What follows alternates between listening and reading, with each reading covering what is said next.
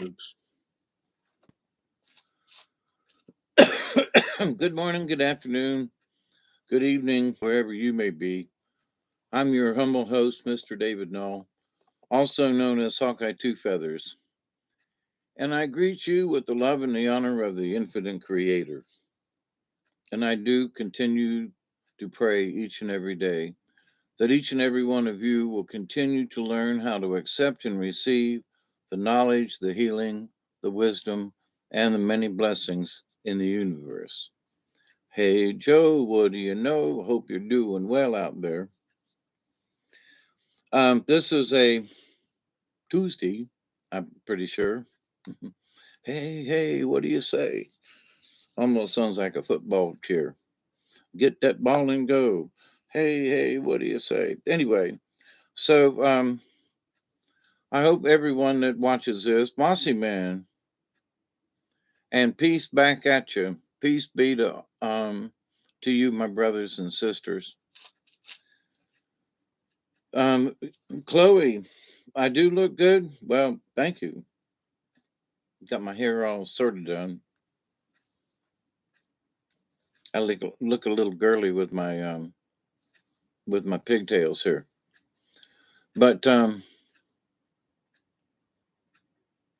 oh, it snowed.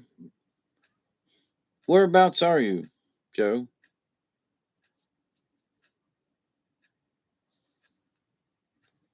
No, you must a red fox squirrel. Wow, Idaho. Oh, yeah. I went through Idaho up there in the Panhandle, um, Wallace, Idaho. I think, and in the summertime, it was freaking beautiful. I so much wanted to go back up there. I didn't get through the rest of Idaho, but I went through up there. I really liked it.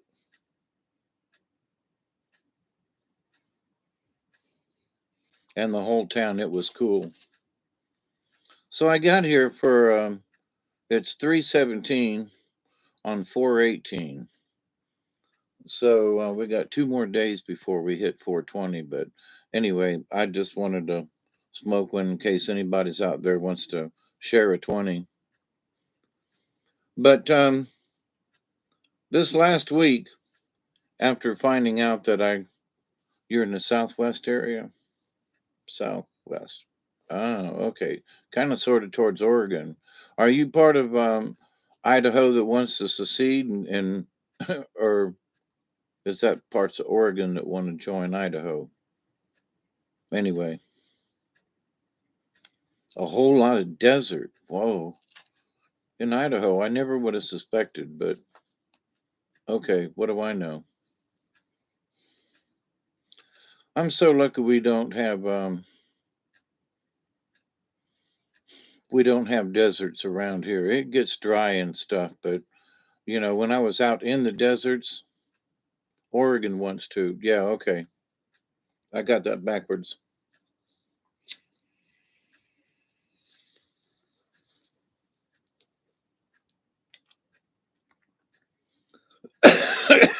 Woo-hoo-hoo-hoo. That was a good one a minute early. Woo-hoo-hoo-hoo. We doggies, my brothers and sisters. Did you get? And we have rolling hills with grass and trees and farmland, and grass and trees and farmland, and grass and trees and farmland. Oh, there are lakes and rivers, but grass and trees and farmland. You know, have been out west. It's a nice place to visit, but I really wouldn't want to live there. You know, I, for whatever reason that catches all you folks out there. Hey, Tracy, how are you? It's 3:19.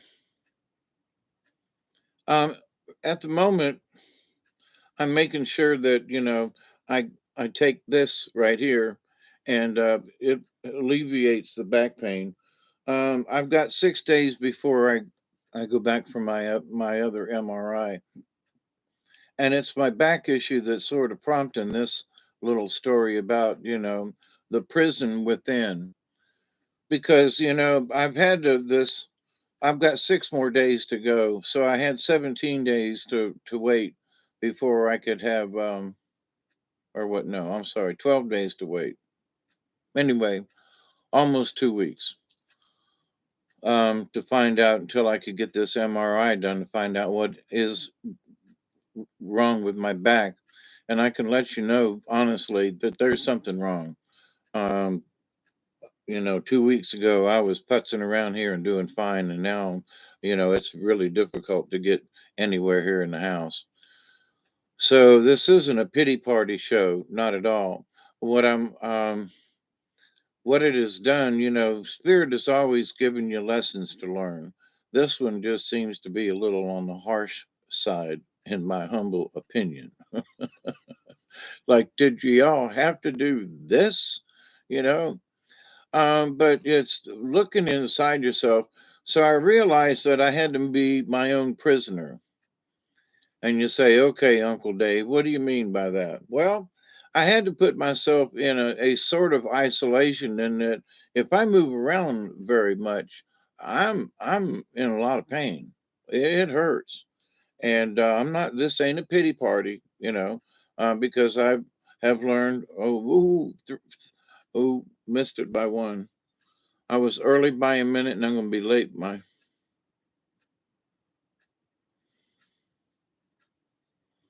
I agree with you, Tracy. Hey, we got to wait on all kinds of stuff. And in the meantime, we have to, that's sort of why I'm doing this video is that, there's a self induced prison.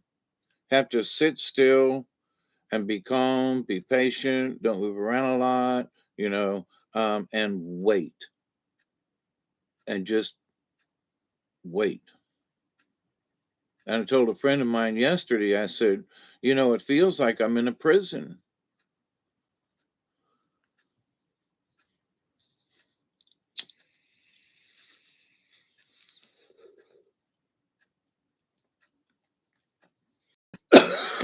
Yum, yum.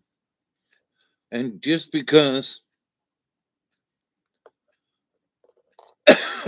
I get the MRI doesn't mean I'm gonna get my problem fixed. That just means I'm gonna have the test done.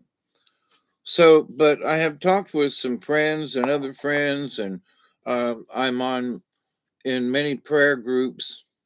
I can't remember the name, but there's somebody within our group that needs some prayers who needs to have an operation.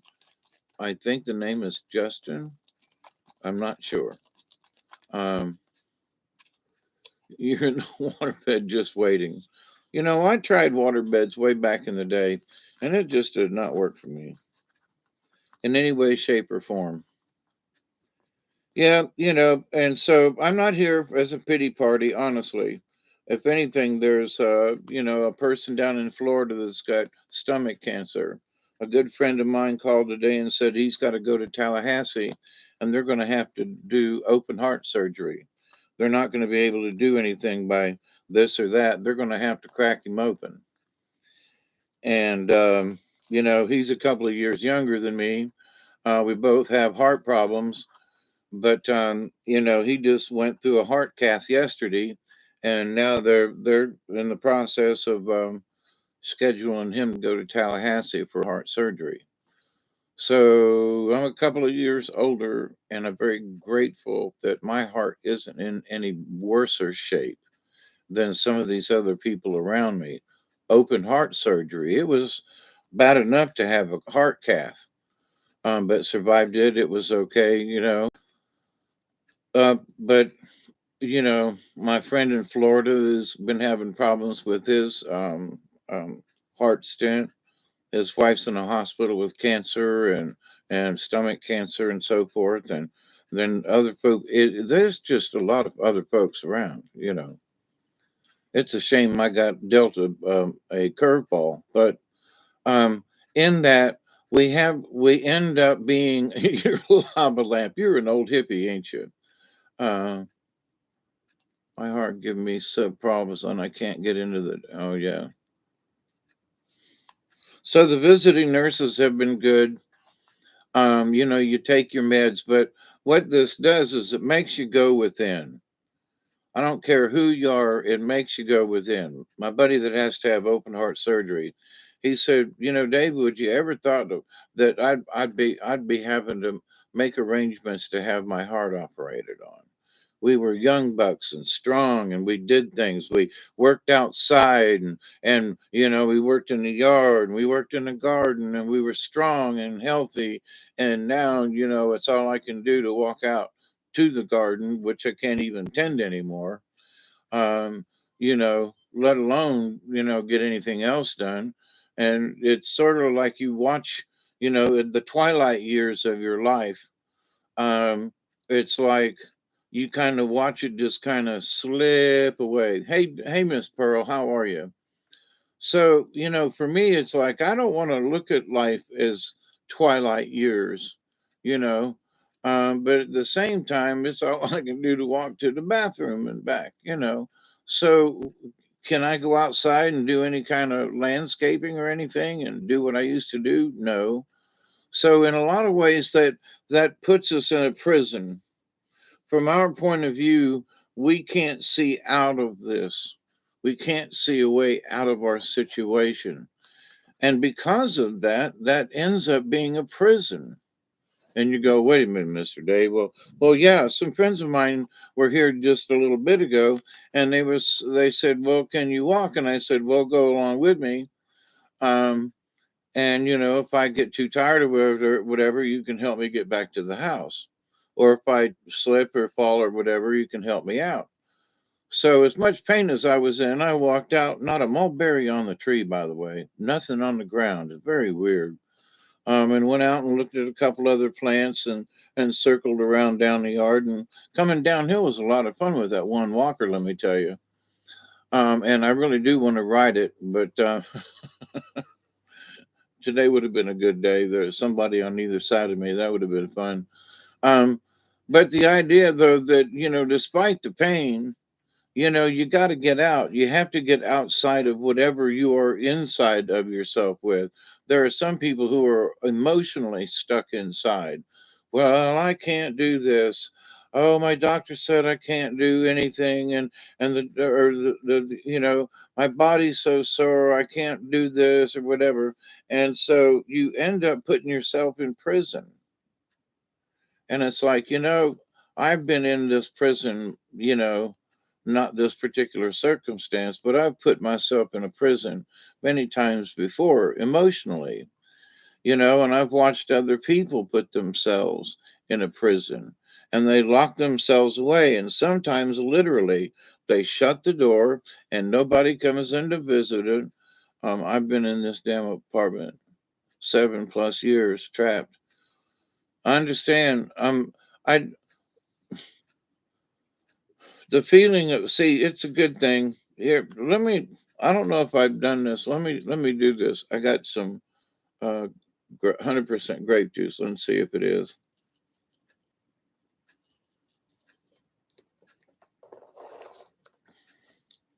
Nah, there's water in it. Here, let me. I'm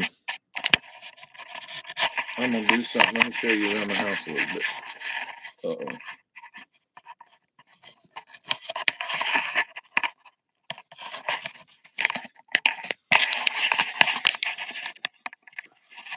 So these are my windows.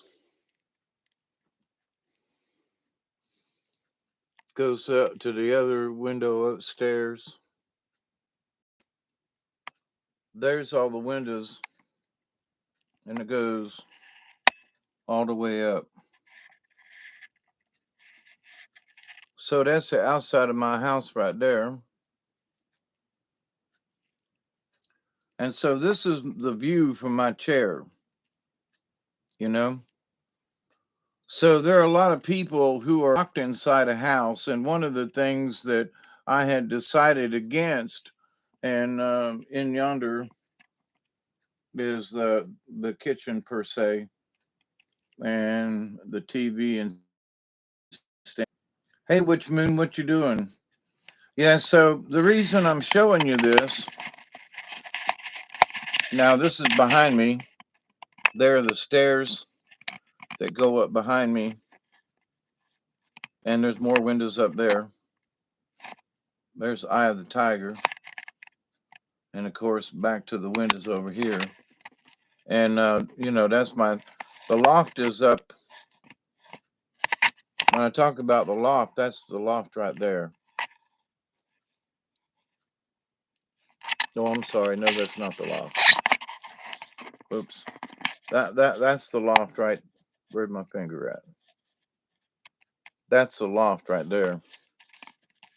You can see the difference. There's my Chinese bells.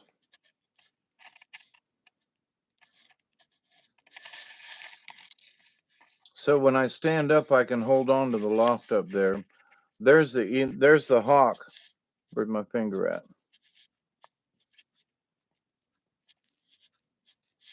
There's the hawk right there in that corner upstairs. One of these days I'm going to bring him down. But anyway, so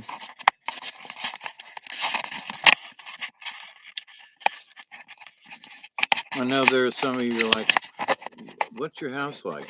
Well, that's what my house is like. But anyway, the reason I showed you my house like this is because with all the windows, I don't feel near as trapped as because I've lived in houses that were just you know four walls and a ceiling, nothing fancy, and so with that said, people really feel closed in. And so when I got out of jail, when I got out of prison, I was like, I don't want to be closed in. So now the windows have a dual purpose, because yeah, and the windows go all the way up. I mean, there's two windows way up on the other side of the hawk up there, and but the windows are, it allows light to come in, the energy, so forth. But even though I'm inside and I'm in my own little prison because I can't go walking around like I'd like to, I'm not trapped. So even if I was in a closed in room, which I was, several times, and not able to move about the way I'd like to, hey, Steve, you feel trapped within yourself emotionally. Sometimes it's physically you're trapped, or that you're in a situation that you just can't get out of, and you're trapped. And it is a prison. So there are times when you just have to serve your time, and you go, well, what, Hawkeye? What the hell do you mean? Well, it's not that you did anything wrong in the universe. Like my having to go back in for the another MRI and the pain I'm in. Something's wrong, and I hate what the outcome might be. And the outcome might be that I have to go back in for another surgery. And it's like, what the hell do you do? So, do you curse the universe? For me, I've had to put myself in this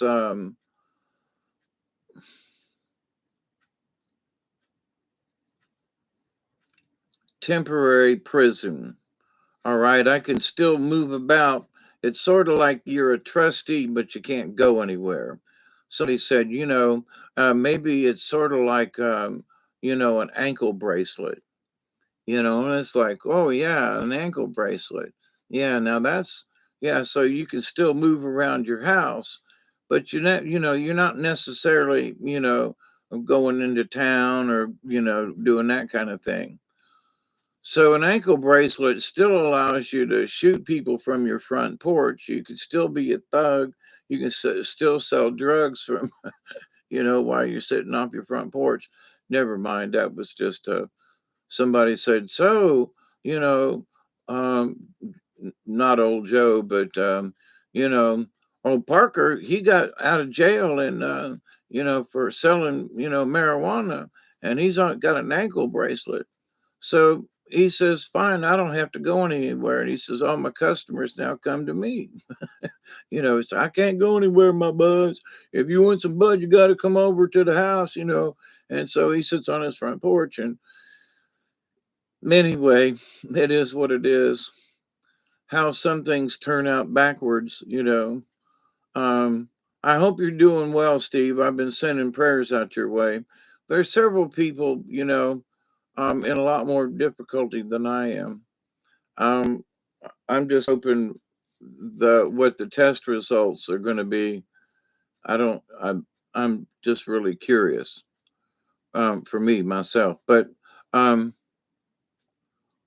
I realized that just in this last week, I had created my own prison. Well, you can't move. Well, I can move up to a point. Yeah, but it hurts. Well, yes, it hurts. Of course it hurts. Whatever's wrong really hurts. And, well, I want to cuss the universe. Well, but cussing the universe ain't going to do no good. Well, what about this? Well, what about it? You know, we have to play the game, the universal game. And the universal game is, at least the way things are in our society now. You have to play the Medicare game. You have to play the insurance game. You can go in and do the emergency thing game. There's different levels of this game. But so what do we do in the meantime? You know, we end up isolating ourselves because of whatever our situation is. And we jump out at people. Jump out might not be the right word, or phraseology. Um, we grab out for folks that may understand our situation a little bit. You know, it's sort of like misery enjoys company, but not necessarily. There are folks who are in miserable conditions and they just putting out their hand, and sometimes it looks like some of these people are lashing out, but what it is that they're desperate.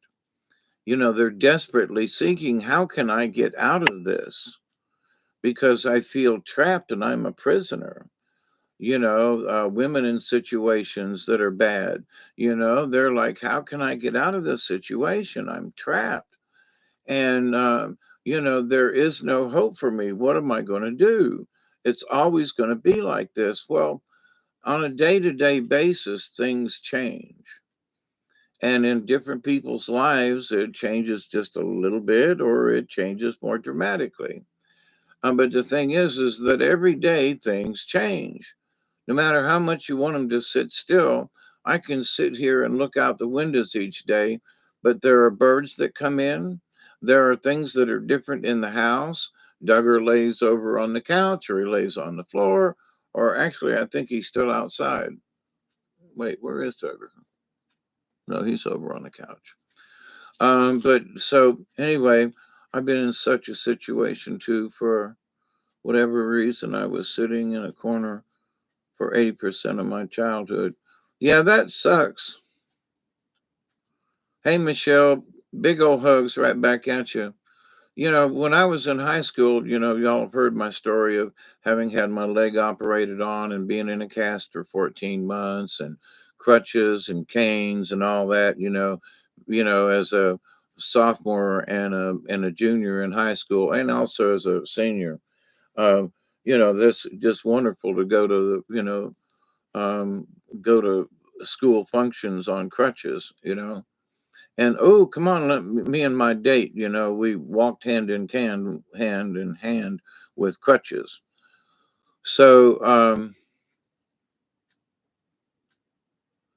but the idea though that, so I remember back in those days, the summer of that year when I was in a cast in Florida and was literally locked within four walls in my bedroom and hard to look out the window, and there wasn't much to look at out the window anyway. So I have been in this situation. I do understand what it means to be boxed in and closed in, but also emotionally to be boxed in with our own emotions, our own emotions.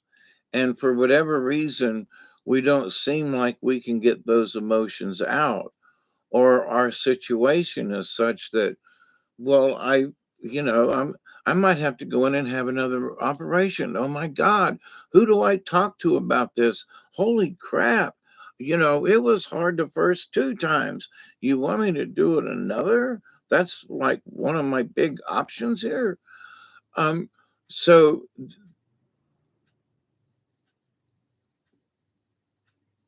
can you all hear that rumble?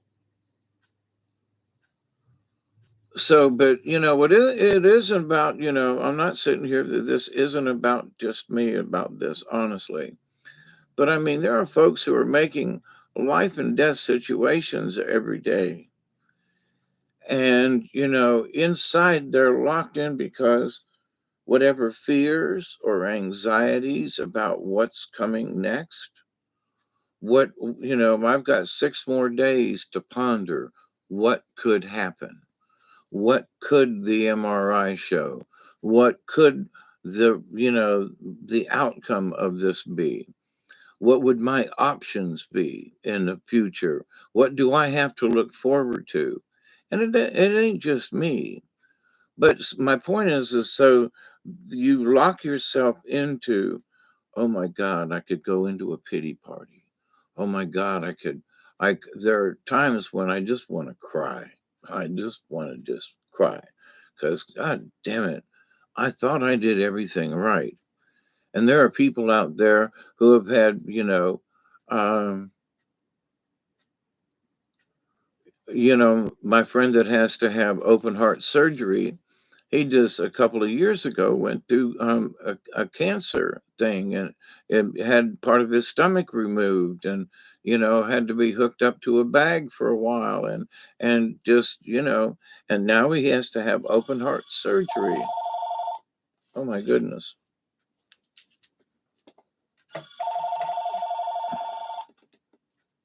Y'all hang on for a second.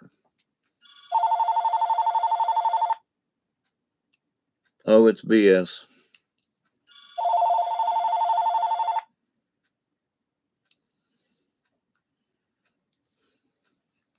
But anyway, so the fact that there are folks out there who are having to make, very important decisions, just health wise.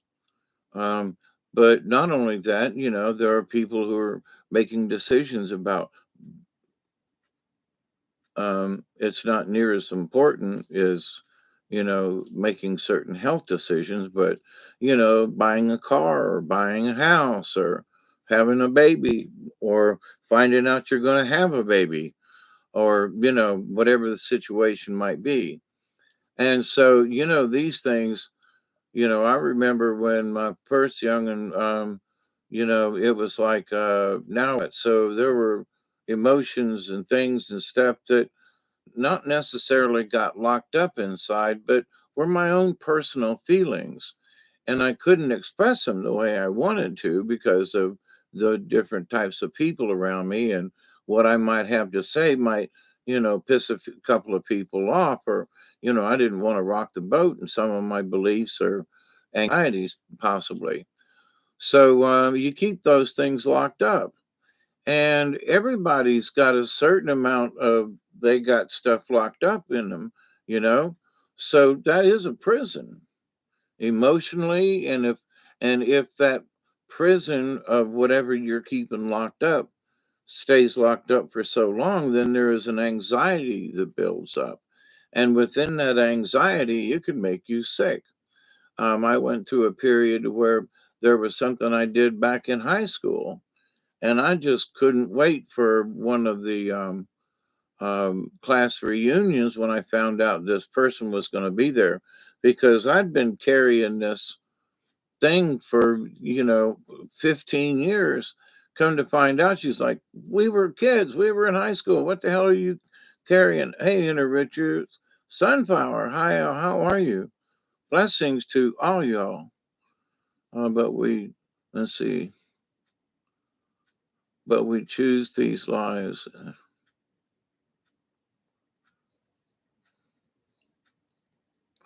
Yeah, for those of us who understand, you know, when Michelle says we chose our lives, you know, if you believe what Casey said in some of his readings, in that we chose our lives before we get down here. And so there are a lot of things in my life, and especially other folks too. Did we really see some of this? Did we see this coming? you know, um, did we read the fine print in our contract? This is supposed to be grape juice.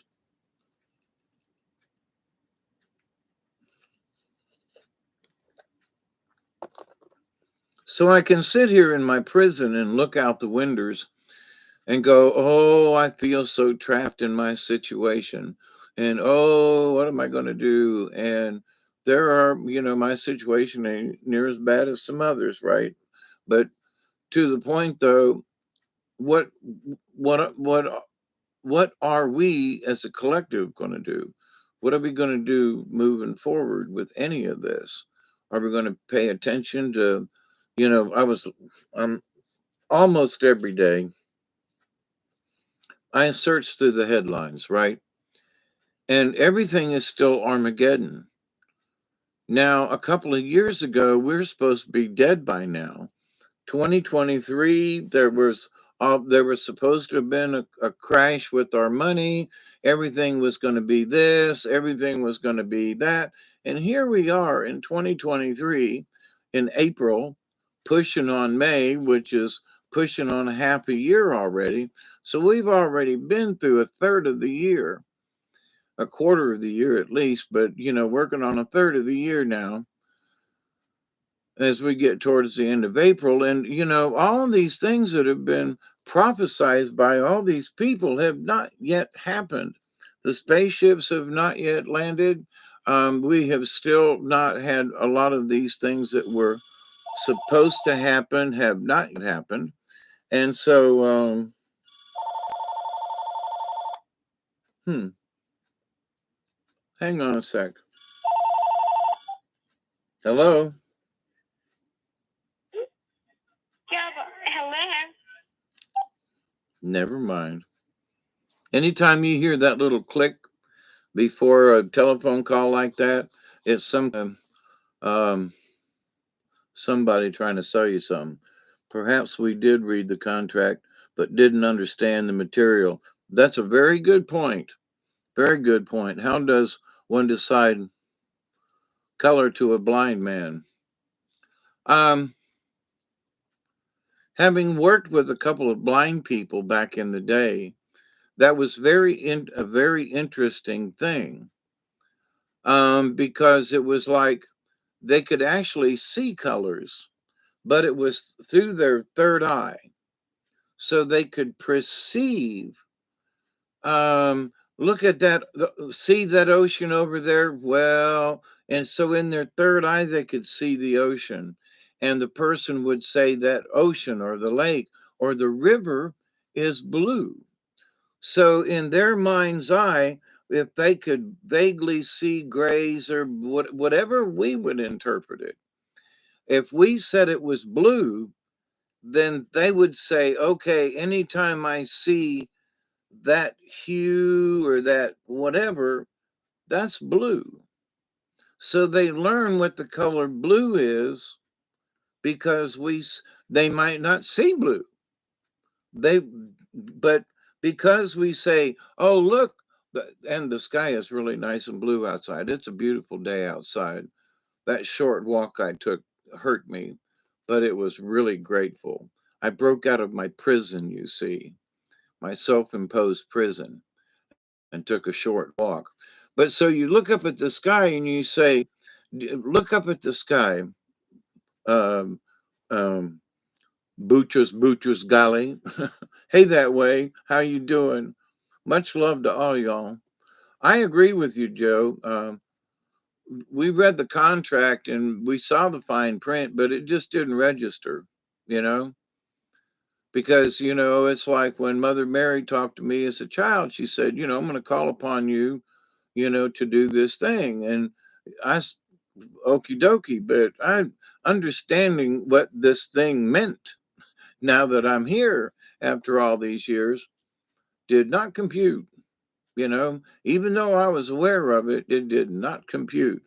So there are lots of things that some of us get and we ignore. I did my best to, of course, it was through alcoholism and drugs, but I tried to ignore what my journey and what my path was. And I think that I've locked myself in that prison of alcoholism and severe drug abuse. And so, it was self imposed, but I couldn't let what was supposed to be me out because it was locked in the prison of drugaholism. So I hope you all are doing well. I know there's just lots going on, but we just got to keep plugging from day to day. My brother that called and said he's got to have open heart surgery. God Almighty, just a year or so ago, he just had his rear end reattached, where they took the bag off. I want to call it an ambu bag. That's a breathing thing, a colostomy bag, and hooked him back up, and now he's got to have open heart surgery for crying out loud. You know, um, or what are our choices in that respect? So my buddy Randy, I'm sorry, buddy, I just blurted your name out. But so brother Randy, he's got to have open heart surgery, and it's like, what's he thinking? We had a chat earlier today because he just found out, right? And we've been friends for 35 years at least, I would say. And so, what do you do? Thank goodness, knock on wood, my heart issues and so forth haven't been as bad. But you get trapped within this. Oh my God, I could die. That's true. Oh my God, you know what I'm gonna have to put up with. Oh my God, look at all these medicines I have to take. Oh my God, I have to check my blood pressure on a continuous basis. Now I don't have issues with cholesterol or blood sugar or anything, but other folks do. So not only are they stressed or trapped within their condition, they also have these other things that are affecting them.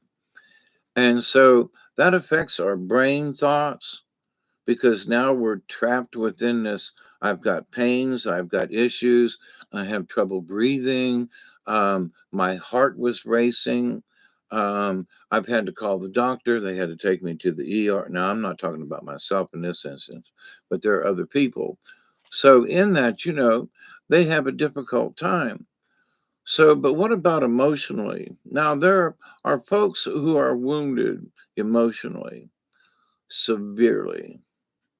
Chloe, the winds of change can stop any time as it's already taken one tree down.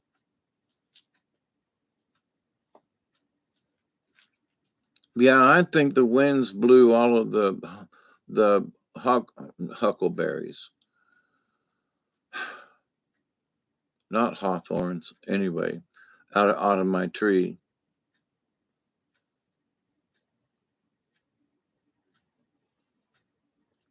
Let's all give a grand hug to rule the divine feminine essence, the right brain. I was talking about right brain, left brain earlier, and I think something that gets people trapped is they get stuck in one side or the other. Now, I got to move around.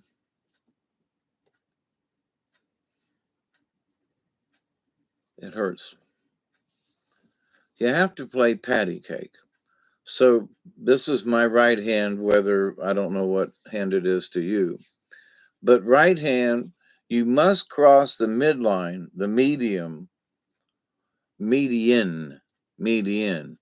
And so you have to cross the median of your heart and your chest and everything, your chakra, the whole nine yards. Okay. And so you right hand over the left. And the further over you go without being obtuse with it, Richard, how are you? I hope you are doing well. You can't die, only the body can. I agree with that. But in order to keep the mind sharp and connected and so forth, you must do left hand, right hand. So you play patty cake.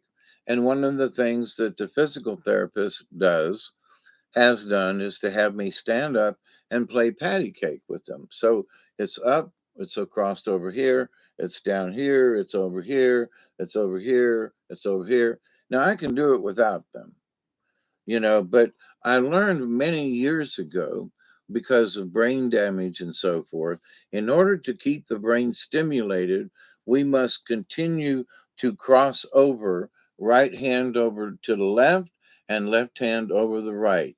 You put your right foot in, you put your right foot out, put your right foot in, and you shake it all about. You do the hokey pokey and you turn yourself around. That's what it's all about. Remember that song? Anyway, but simple things, people get set up to where they're not crossing their right hand over to their left. They're stuck in a paradigm, if you will, and that everything's in the right hand. And, I'll be sitting here where I should be reaching with my right hand. I literally reach over with my left all the way over to the table to get something and pull it back out. So that's really like silly, but it's not, because you're crossing right and left in the median. Now, this is very important for the brain. And so, if it's very important for the brain, that means if it's important for your brain, it helps you to stay connected and focused and in tune and etc. Um, hey, Richard. My update is I have to go this coming Monday for another MRI, and if I move around very much, it's very painful. But I've learned also that in a sitting position, and if I get my back just right, it's a 5 plus, and it's borderline 6.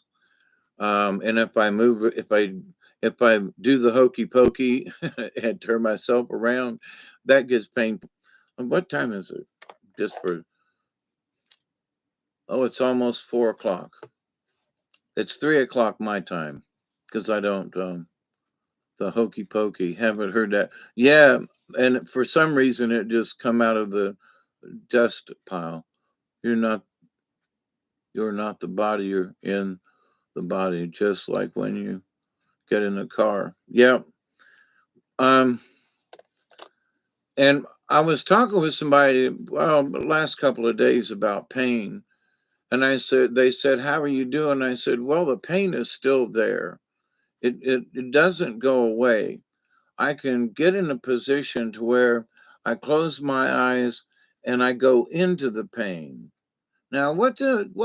And I still have difficulty trying to explain what I mean by that. And so, you focus on it to the point where it's not there. I don't necessarily tell it to go away, or that I'm, a higher being or whatever. If it's hurting, I just focus on that spot, and just like, maybe there's some kind of subterranean thing going on in my brain that's telling it to go away or to stop or something. But consciously, unconsciously, because I'm focusing on the pain, that I'm like, okay, now you, and I will say, you can cut that out at any moment now. All right, now let's cut this out. Um, you're hurting. What do I need to do? I need to move. Do I need to shift? Or tell me what's going on down there? All right, let me back. I'm in pain right now and I'm shifting. So I'm talking this out. Like, let me move over here a little bit, and I'll just hold still right there and focus on the pain, to where it's like, ease up, ease up. So that's what I'm doing right this minute. And I just shift it around and I don't hurt as bad. But I don't have to move it just a little bit and it'll shoot right up. But so you can, I can focus on the pain in that, all right, now just cut it out, just in basic ways, focus on them. That's a hard one for me to explain. Why in the hell would you focus on the pain? Well, to ask it to go away. So, but anyway, so it's a definite lesson for me in that again. But for other people, they can't find that spot. They simply, whatever it is, they can't focus on the pain to get rid of the pain. I guess that would be it. If you focus on the pain enough to say, okay, now, all right, I want you to stop, go away, you know, whatever, however you want to picture it in your own little world. And I don't mean that in a bad way, but you have to take everything out of the equation and just focus on, okay, stop doing it. Just stop doing it, you know? Well, my back is hurting. Okay, just stop hurting then.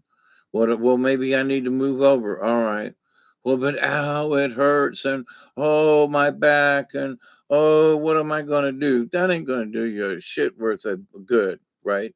But if you stop and you focus on the pain and go, all right, now, cut it out, go away. You see the difference? If I'm can be if it can be explainable. So, oh, my back, it hurts so bad. I'm going to have to pray about this. And, oh, what am I going to do? Yeah, okay. But now hush up and focus on the pain. But I've got acute back pain. Okay, so do I. So hush up. I mean this politely. Hush up, quit work. But it hurts. Shush, shush, shush. You want me to focus on the pain? Yeah. I don't want you to focus on the hurt. Okay. Oh, but it hurt. Let's just stop and focus on the pain and say, all right, I want you to relieve. I want you to, and like I said, I might have to move over here a little bit, might have to back up over here a little bit, I might have to do a little of this, because I'm sitting on a nerve. There's a nerve that I'm literally sitting on top of, because every time I stand up, it pushes against that nerve, and the pain goes like explosions. It's like the 4th of July. So I have to be very careful here in how I move around. So in the last few days, I've learned kind of sort of what my limits are. I can kind of rotate around in this little situation here, and my mom, it's a good 6, okay, but it ain't a 10. So what's interesting is that I've got an ache that won't go away for the last week. Okay.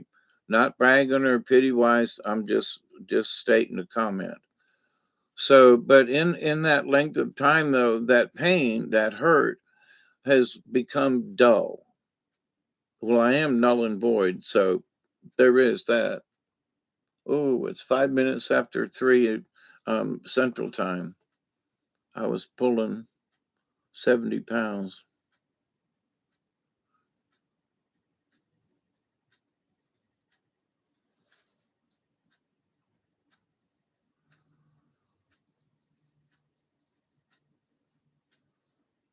You felt my back seizing the other day. Yeah, had hands and amplified. Yeah. Um, Sometimes when we're pulling, we should push. We should stop and push. Just laying that out there. Sometimes we have to push um, or change a position. Um, I used to slog a bunch of stuff down to the river when I was making camp down there. And there was sometimes I was pulling a cart with a bunch of stuff on it. And it just all of a sudden my back would seize up and I'd be halfway to the river. So I'd end up pushing the cart the rest of the way instead of pulling it.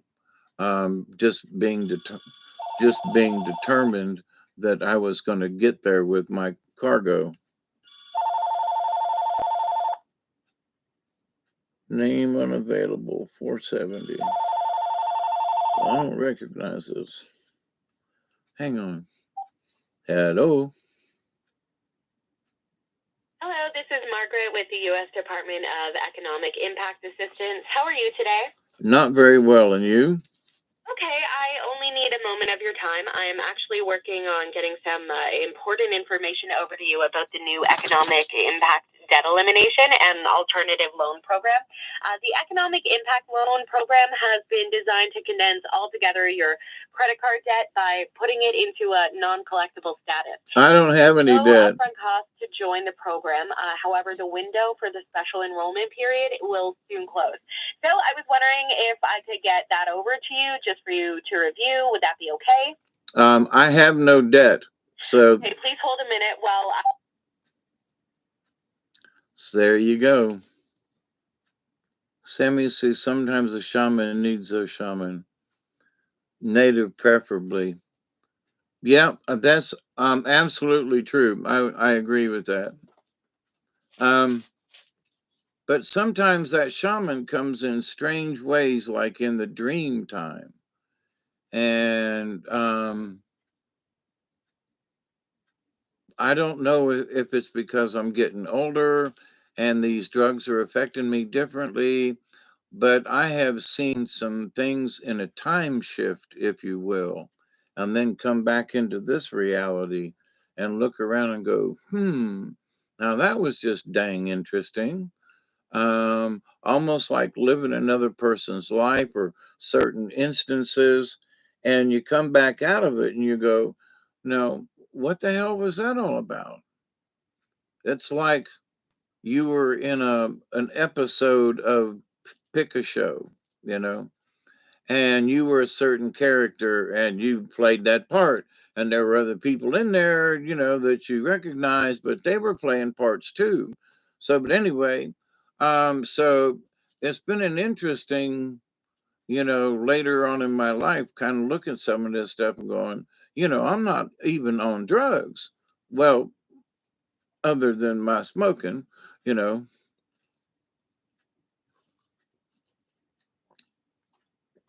okay, and my heart medications. Um, all 1, 2, 3, 4, 5, 6, 7, 8, 9, 10. 10 drugs at least twice a day. But so um in this journey of shaman and prayer and so forth, a good friend of mine, I'll just call him Mr. Dale. We walk down the same path. I mean, literally the same path. One behind the other. Sometimes he in front and sometimes me in front. Walking along the Appalachian Trail and places out in Arkansas, and literally walking together on the same trail. And then we somehow split up, but in splitting up, he lives in a house that's similar to mine with a lot of windows. He lives out on a 12-acre plot of land, and he's got a river at the bottom of his hill. So we live very similarly in that we're both very frugal with our electricity and so forth. Um, and we live as close with nature as we can. Now, I haven't seen my buddy Dale in years. And I don't know whether he's fallen off his porch or something for doing something stupid and killed himself yet or not. I would hope not. But as an herbalist and as a person who is a spiritualist as well, walking down the same path does not mean that you have attained the same spiritual whatever, that awareness, that nirvana. There have been times I've talked about that I was on on the lake out there on the river, in a kayak at 2 in the morning, and being lifted up into the universe and being able to see things. And I'm not even on any kind of drug. It just happened several times. And the last time was still very profound to me, even to this day. And so looking at the universe from outside yourself, to release yourself from the prison of the body, to allow yourself to be transformed. And a lot of folks will say, well, he ascended. Yeah, I just, you don't hear me use that word very, very seldom about this ascension process and moving on into the next dimension. Honey, we can travel between these different dimensions if we allow ourselves to. But the part of the thing is there are folks who have made these marks, have been into these different classrooms or these different levels or different dimensions or different, whatever you want to call them. And because they've never experienced them before, they don't know whether or not they've actually experienced it. Well, you go, well, what the hell was that? Well, that might have been a different dimension. That might have been a something something. 411, 41%, 411 on 418. 41%. But so anyway, our attachment or detachment, maybe as it might be, if you accept the manna from the universe, you have to accept that it's there, which is a biggie. Well, what do you mean? Well, there's energy all around us, and all we have to do is absorb it. And we could live off this, as some folks, breatharians, and some monks and other folks have done. They simply don't eat for a while. And so, in a way, that's sort of a self imposed prison, but to them, it's not being locked up inside. It's that they're locked into an idea. So they don't take in any food, or they don't do a particular thing, or maybe it's that they don't speak, you know, so they take a vow of silence. Now, there are certain religions, monks, orders, or disorders, as the case may be, in that certain times of the day you don't speak, you just don't talk. So, but later on in the day, it's okay. You can go to prayer, you can go to this, but certain times of the day, you don't speak.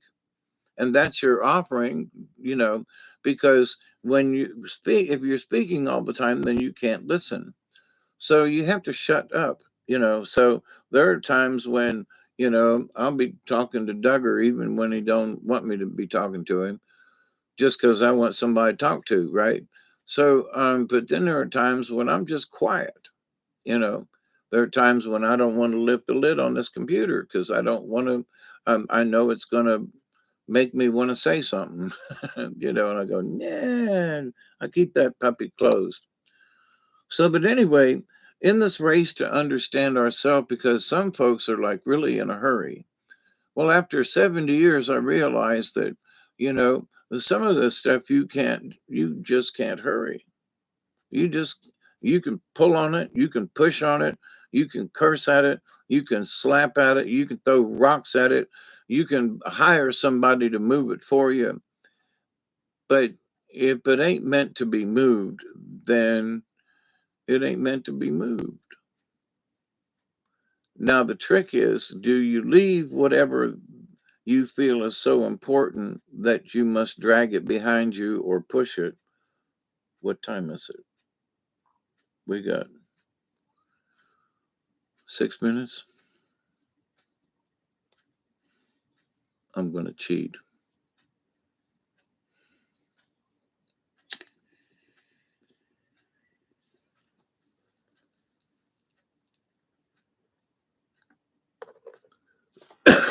Remember that smoke in the pipe is both male and female. That is the true divine energy. is both male and female. And that the smoke from the pipe is where our prayers manifest themselves, in the smoke. And so this is the female, and the stem is the male. Yeah, I hate being in a rush. That's true. So sometimes you can take your prayers with you. Um, like, man, I really wish I had time to meditate right now, so I'm going to take that meditation with me. So maybe you're going to drive somewhere or do something.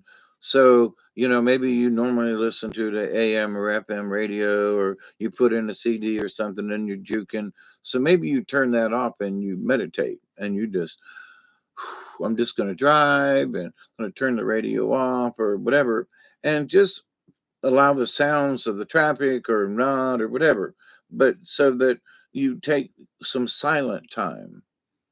And it might not be quiet.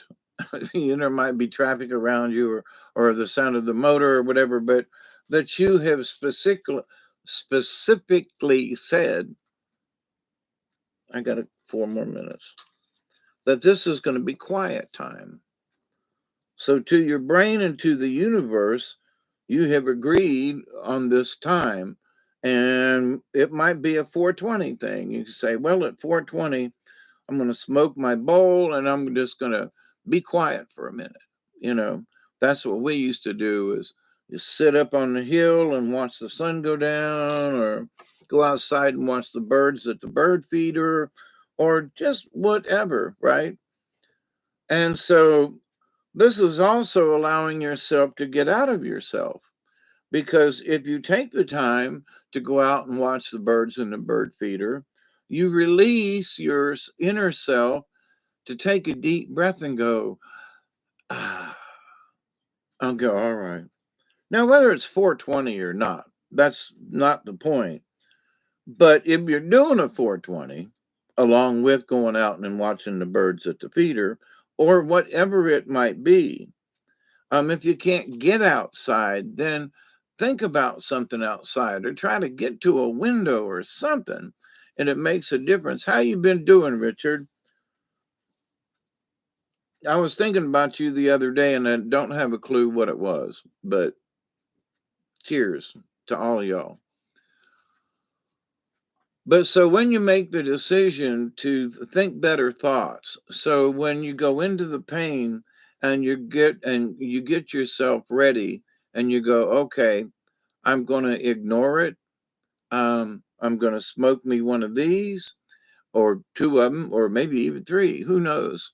And I'm going to block the pain, and I'm not going to think of it as pain. Oh my God, it hurts. Oh, this pain in my. No, you ain't going to do that. You're going to go, that dadgum nagger in my back. I said nagger. Okay. That dadgum nagger in my back, it's just trying to be inconvenient as hell, and I want it to go away. Now, you quit it down there, y'all. Hear me? I'm in control of my body, and I say when you can hurt and when you can't. Now, cut it out. Now, see, that's taking control of the situation versus, oh my God, it hurts so bad. What am I going to do? I've taken my pain pills. Oh, maybe I should get some ice. Oh, and no, no, no, no, no. You got to focus on the pain. You got to take control of it and go, wait a minute. Now, hey, Sammy, how are you? Okay. Oh, we got 1 minute, and I just put a tiny little piece on the top of this. At least the 20 is plentiful. I'm okay, thanks, Hawkeye. I remember you wanted to tell me something about time travel. Yeah, and I think the same thing came up um, again about time travel on my end. And it's been really flighty, you know. I can't really grab onto what the message is or something, but it absolutely does have to do with time shifting, or I don't know if here would be something. 420 on the nose.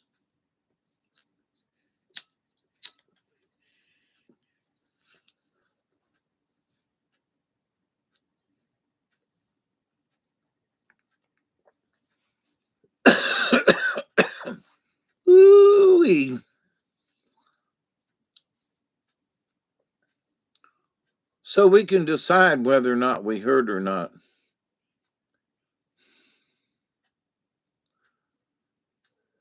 No, Richard, not astral traveling. It's almost like something shifted and you went into another space for a while. Now that could be astral travel, but now this wasn't in that body. It was like in a real body. It was almost like I got dumped into a situation. I was in the middle of um, all of a sudden I had, what's that show? Quantum Leap. Okay. It was almost like Quantum Leap in that all of a sudden I was in a sitcom. I was in the middle of All in the Family, you know, and I was Archie Bunker all of a sudden, you know. I mean, I guess there are some of you out there who don't know who Archie Bunker is or was. Um, but oh, that all of a sudden you were playing Edith, you know, or, um, doctors or scrubs, as all of a sudden you were an actor or actress in scrubs, or maybe it was MASH, or maybe, but so somehow there's this shift in that, here's your life going on, and then somewhere there's not necessarily parallel, like there's a life that's attached to you, and you're attached to it, and it's parallel in that sense, but it is running in the same direction. So you shift somehow over to this timeline for a little bit, and then you slip back over.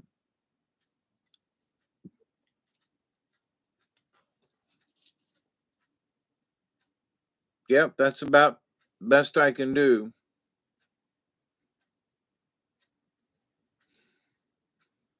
It's almost like there were two trains headed in the same direction, but their destinations were not the same. So they were going slow enough to where you could literally jump over to the next train.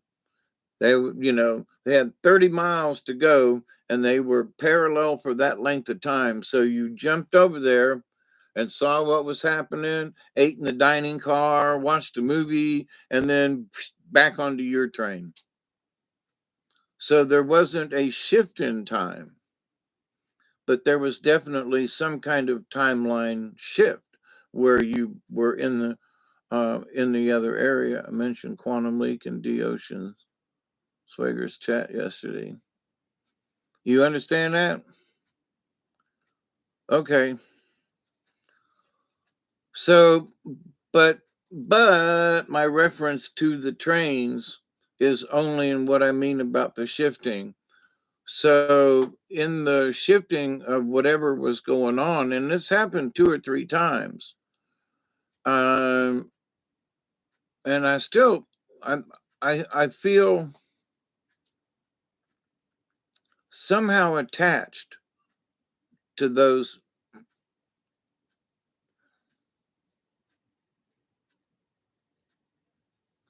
timelines. I pause because it's the same time though. So can I call it a timeline?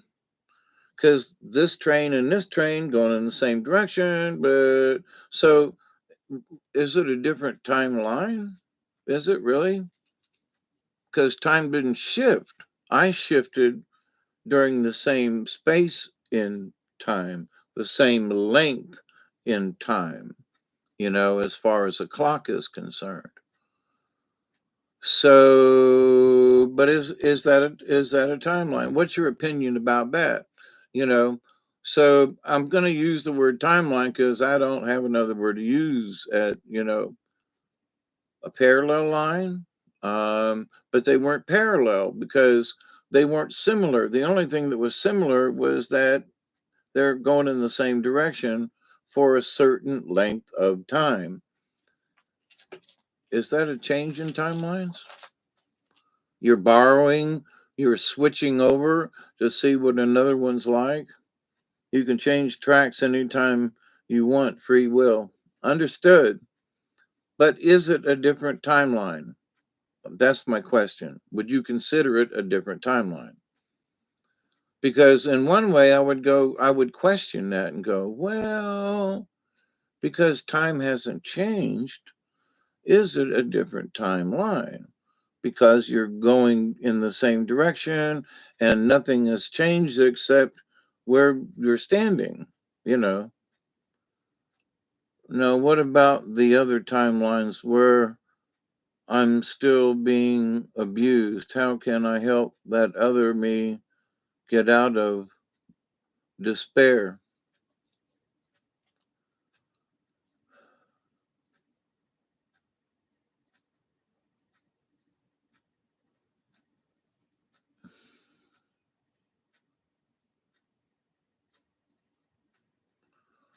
All right, let me ask Joe, are you being abused on all of those timelines? And I would ask this just as a general question. Are you perceiving abuse on another timeline? Because I've been in situations where the people I've worked around and they were just kind of ugly in the in darkness, not necessarily ugly in face or body, but I mean just their personality was ugly. And that ugliness, they look down at you. Well, you're not good enough for this, or just put you down, kind of thing. Where that is abuse. Um, Now, I was not physically abused in the sense that I was hit or hurt, but I was abused in the sense that they always put you down and put you into situations that were like ho- hopeless. Um, I know I can shift between here and another dimension. It's almost the same, but it's different. It's more felt in sensory, and it stresses me out. Then I come back. Okay, I would ask this then, why does it stress you out? Is it because of the situation that's over there in number two? Or am I living in number two situation and that's the number one? I don't feel that's true for me. I feel whatever, God, and I hate to use the word lifetime that I'm in. Um, there has been the instance a couple of weeks ago, I think when I first mentioned this, that I was going back to the same person or to the same, it wasn't the same incident every time. It's like if I went back to a cafe, I was in the diner, and I could look over and there are the bar stools, and I'm sitting on the right hand side and I'm looking out the window, but the person's different, or it's a different day, or the cars are different in the parking lot. So it's the same diner, a similar setup, but it's not the same, right? Which is Sammy, because this timeline is 80% lies. Hi, Scotty boy, how are you? The door was open, so I let myself in. Don't shout, only it's too much of a sensory overload. It's more a different thought process involved. I changed personality and I'm more reserved.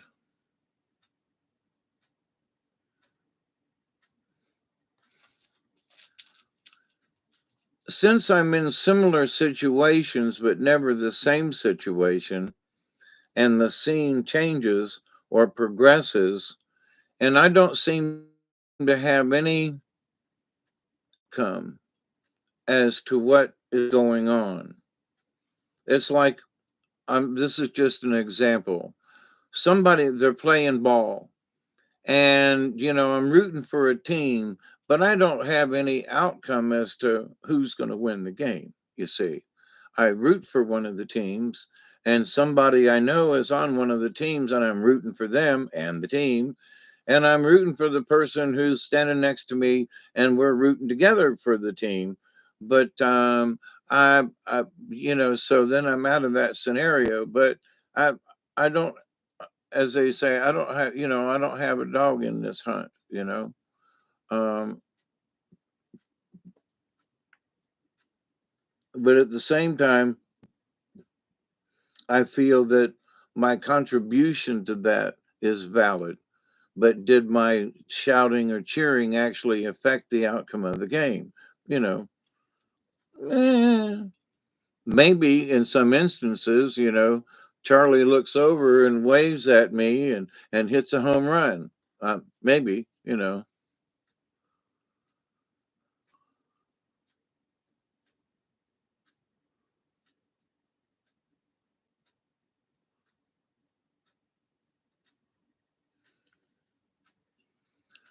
So, but it's just been a weird thing there, Richard, and the rest of you might be listening to this. Um, in that, is it different timelines? Is it different? You know, um, I know that the incidents that have happened to me have just been like I'm. Maybe it's my old age where I just sit back on the porch in my brain. I sit back on the porch and go, well, now, damn, that was strange or weird, or well, that was interesting. I wonder where that come from, or where in the hell did I just go and come back from? Um, and I cogitate the situation. Where at other times in my life, I could damn well tell you, so I'd be, holy shit, what's going on with me? I'm tripping. I'm just, blah, blah, yeah, and kind of sort of in a way go off the deep end.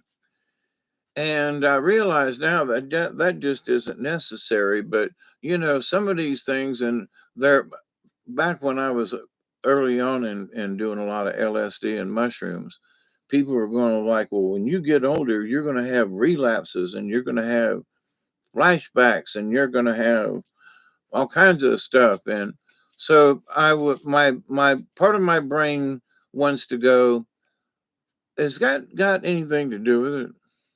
You know, I at this point I don't think so. I don't believe so because they don't feel like an LSD trip. If a flashback's supposed to be like you're tripping, then this ain't it. You know what I mean?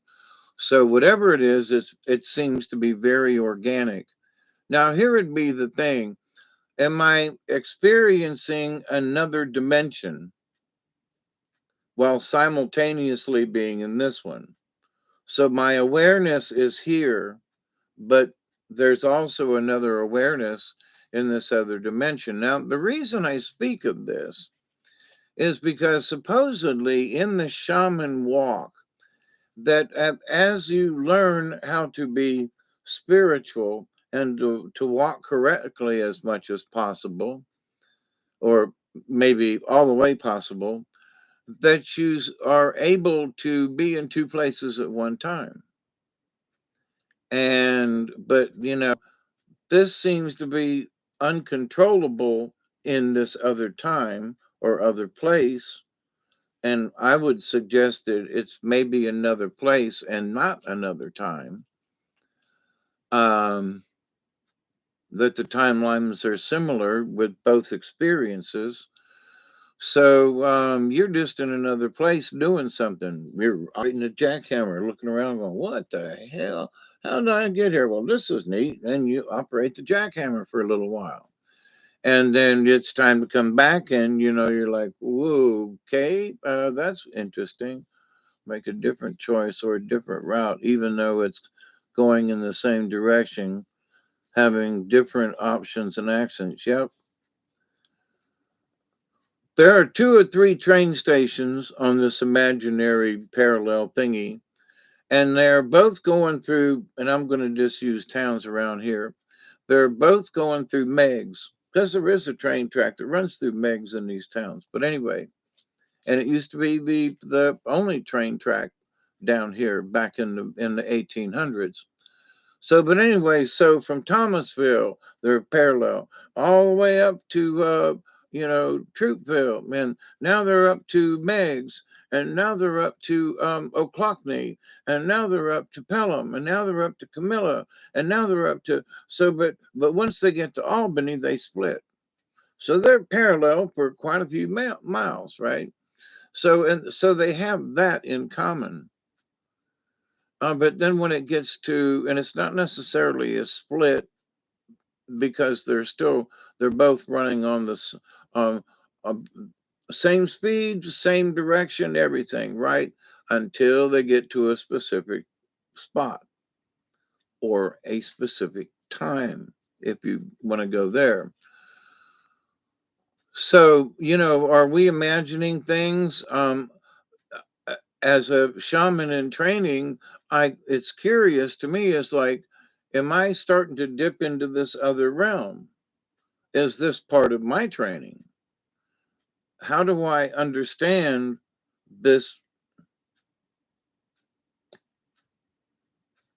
shift? I can't think of any, but shift doesn't really seem to be. I guess it is. If I'm sitting here in the chair and I shift to my left a little bit, or I can shift over to my right, or I can put my right foot in and put your left foot in, and you shake it all about. You do the hokey pokey and you turn yourself around. That's what it's all about. Okay, ta-da. But so I guess it would be shifting, not necessarily shifting gears, but if you move to the left, um, I'm sitting in a chair, or I'm sitting in a seat on the train, and if I shift positions in the seat on the train, have I shifted timelines? No, I've just moved in my seat. If I move to the front of the train while the train is moving, have I shifted timelines? No, I've just shifted my point of view on that timeline. Still on the same train, you know. But those people back there are just sitting looking out the window, and you decided to walk forward. So the train engineer is still going in the same direction. The train is still on the same tracks. It's still going to go up here to the train station whenever it gets there. And so then you say, well, it's time for me to go back to my seat. Well, you're still on the same train. You're still at the same time. You're just moving along it till you get back to your seat. But has the train changed anything? Have you changed anything in the timeline of the train itself? No. You may have spoke to passengers along the way as you were walking up the aisle, but did you really change anything? Well, you had a conversation with someone. You may have changed their opinion, or maybe you just said, "Hello, how are you? Oh, you? Let me buy you a drink. Let's have a chat." So, but at the same time, did the train stop? Did the train move? Did anything cosmic happen? Probably not, except maybe that your interaction with some of the people on the train, and then you go back to your seat, and then you get off, just like everybody else. So you had a commonality of being on the train, but as soon as the train stopped, then everybody had their own place to go, right? So that is such as life.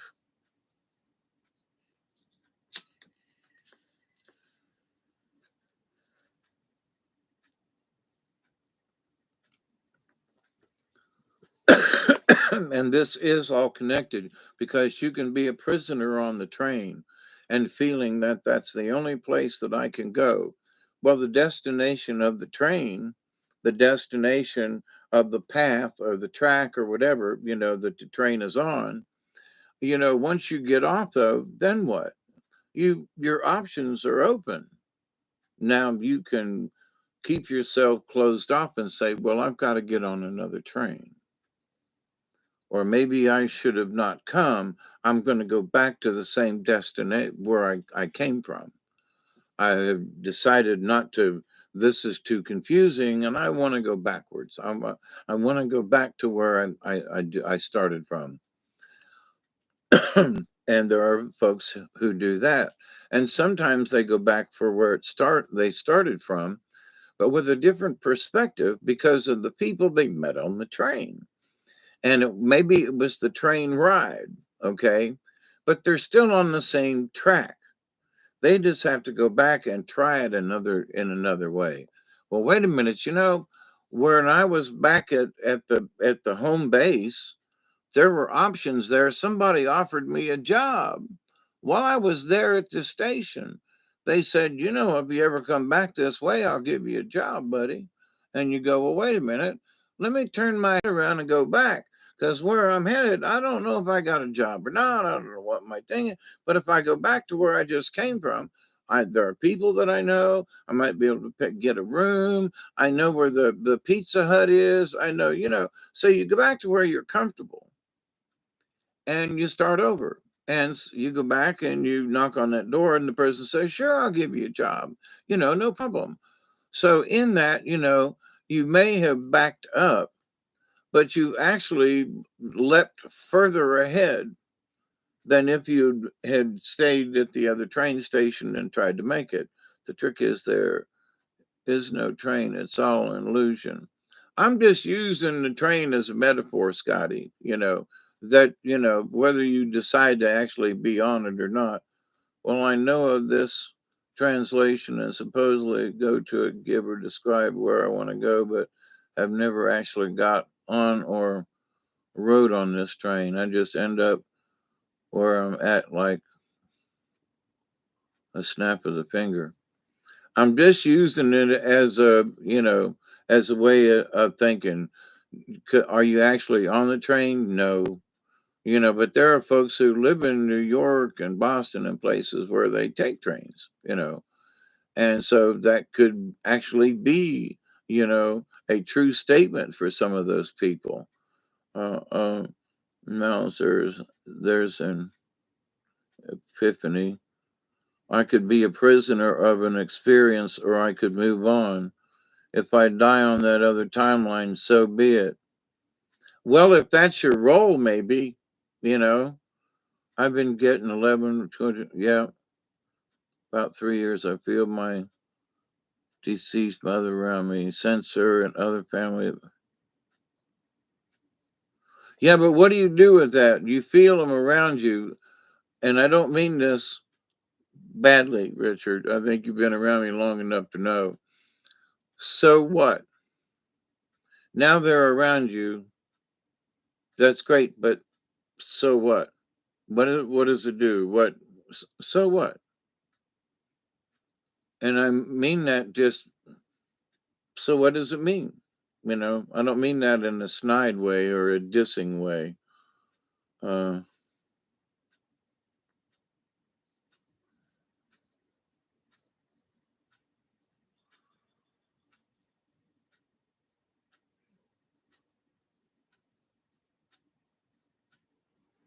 okay, good. So it's a positive force, and it influences your spiritual side and so forth. If you have an issue, you can sit and meditate on it and allow that energy or to be grounded. I guess of the influence. So that's a good thing. I hope. They ever given you any bad advice? Just asking. What time is it? Um, I'm going to do a show tonight with Robert V on his channel. By the way, um, since I'm restricted to being in a chair for at least another week, um, and I'm going to have to do some shifting around here myself. Good, you understand your path. I don't question mine, but I'm just not sure where it's headed. I know it so far it's in a good direction, but um, you know, being a prisoner of this chair for the time being, it's like, well, here's another lesson in patience. But son of a bitch, I did not want this, you know? Somebody had said, you made a comment. It's like, well, are you sure? Are you sure there's really something wrong? And it's like, yeah, I went through, times when Bessie, my adopted mother, didn't realize I had broken and cracked ribs all up and down one side when I was, you know, freshman year playing football. So, I was always told it doesn't hurt, suck it up. There's nothing wrong with you, and I would really wish that that were true. But gonna have to have another test to find out what it is. And I've been here for an hour and a half, and I want to. I What time is it? 4. Oh, 4:48. That's what time it is. Sometimes when I'm visiting there, I I choose my next destination, but sometimes I'm there because I love a past experience so much. I play it over and over again.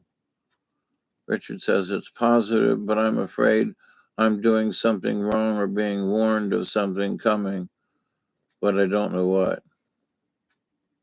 Yeah, Scotty Boy says I'm a bus guy. Quarter till. Has it really been an hour and a half? Yeah, Joe, it is. See, time flies by in a strange, weird way. You know, I look at it and go, really? It's been an hour and a half? No shit. you know, um, time passages.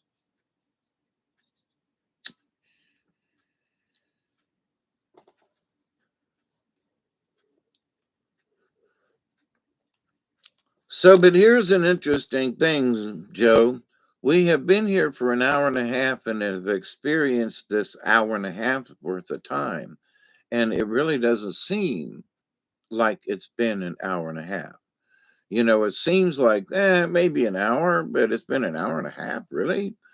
And it's like, wow, I just got on here to just kind of sort of say hi, and this was on my mind, about being in the prison within your head, and some folks are, you know, like for me to have to get up and walk out in the yard today, that, it hurt, but I went anyway, and so some folks are hurting. Get up, damn it. Get up and walk around. I don't give a damn what age you are, move around. Unless it's broken, get up. It's my mission here. Oh, it's like being given wings, but I haven't got any flying experience. I'm a bit wary and nervous. Yeah, and at my old age, for some reason, I'm scared of heights. Now, I could crawl up a ladder and be okay, but I don't know. I don't know where I've got that acrophobia. Is that what it is?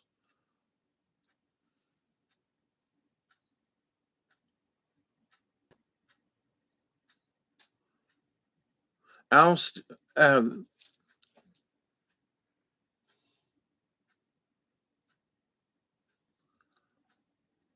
Al Stewart? Hmm.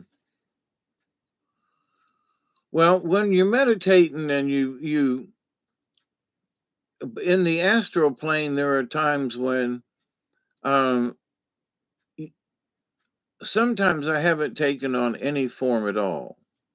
Sometimes your spirit is just there and you're just watching the experience, but you are experiencing it as other folks there, but you're not in a physical form.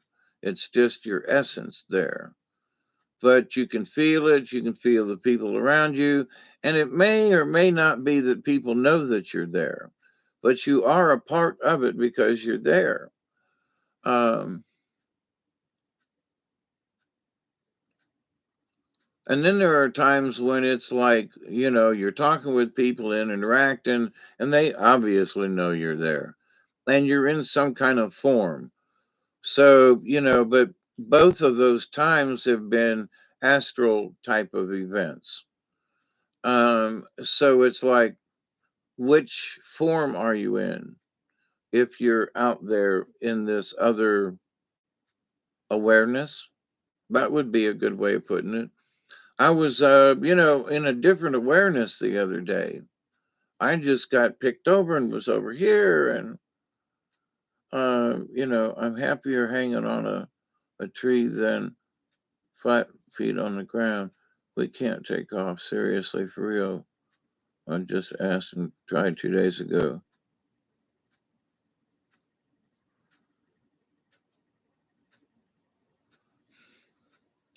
Having been a tree climber in the old days, used to climb to the highest point just so, and I think this might be where I got Hawkeye from, and by just so I could see what was out on the horizon. No particular reason, just wanted to see out on the horizon. I had a little bit of time where the times that I went to the mountains, I tried to find a high spot to be able to look down over. So I guess that's probably like being Hawkeye and had no other option but to fly. I was even worried in the dream I'd be in trouble because I wasn't sure it'd be okay if others saw me fly. That's an interesting point. I will find you on flying day.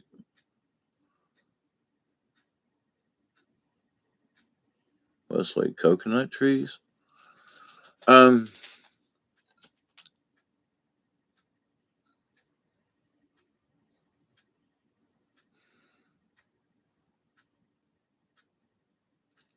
Maybe my essence just knows that it's Hawkeye. Because I don't see myself as another bird, but I don't necessarily feel or that like when if I'm in a soaring um, mood or motion, I am not necessarily a bird, but I am always me. I am always Hawkeye. And if I'm flying, I might be in my own body. I might not be as a bird. So there are those instances too that I would like to impart on you as we have this discussion. And Scotty Voice of Coconut. Hmm.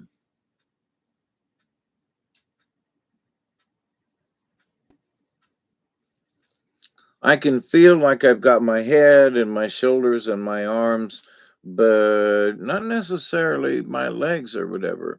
I'm as far as the rest of me goes. It's almost like the ghost where you can see most of them and then they trail off into, it's almost like that. The feeling that I've had, not every time, but that I'm there, but it's not all of me, but all of me could be there or something. I watched the show the other day, and it was an old show, and it was Patrick McNee was playing the professor, and he ran into this thing, and it was a woman who was asleep in a test bed situation, and she was astral projecting, and that self was had robbed a bank and was hurting people, but because she was in her astral body, um, you know, she was getting away with it, and it was live on TV and all this and everything, and he jumped in and he told him, he goes, "No, you can't do this with this woman and controlling her like this because if the silver thread, I think he said silver, that connects her to her astral body is severed, both of them will die." And the professor's like, "No, the astral body, it won't." And I was like, "Oh my God, they're right on about this. If the golden thread or silver thread, to me it was always silver, um, silvery, maybe not silver itself, but the silvery thread was severed, then you lost connection. That was that, you know, kaput. But here it was in this TV show, and I was like, and an older one too. And I was like, well, now, man, they got that shit right on. I mean, they got that right on, you know. But here, the test of the that particular episode was about how they were trying to get people to work for the government and learn how to astral project so they could spy on other countries and companies. That's what the episode was about. Um, I'm trying to remember the name of the show, but there were several episodes.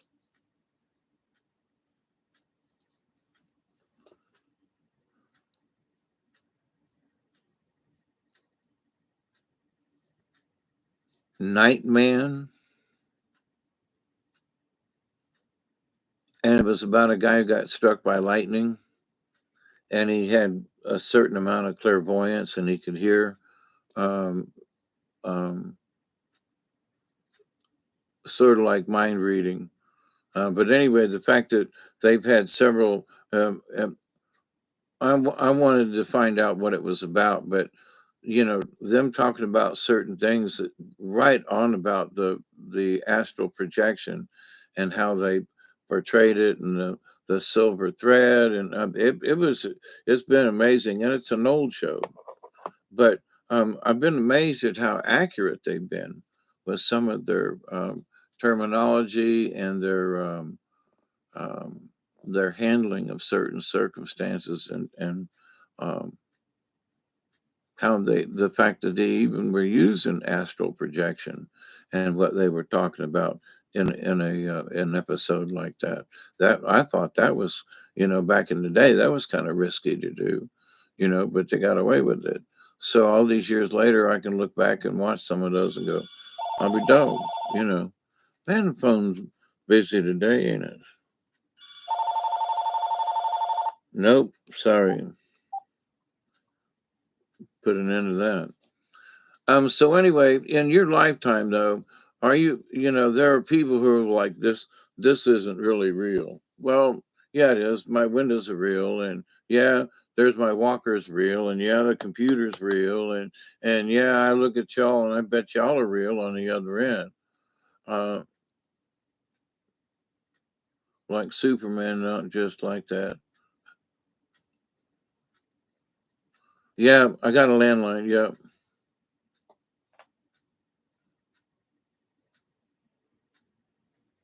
is what I can do and fly. I don't see myself or have actual wings. Yep, I would go with that.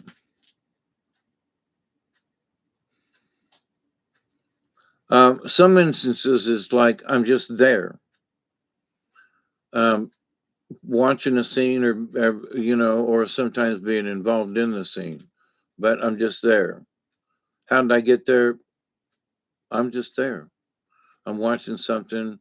Now, one of the things that will come to my mind almost immediately is this current event or a past event?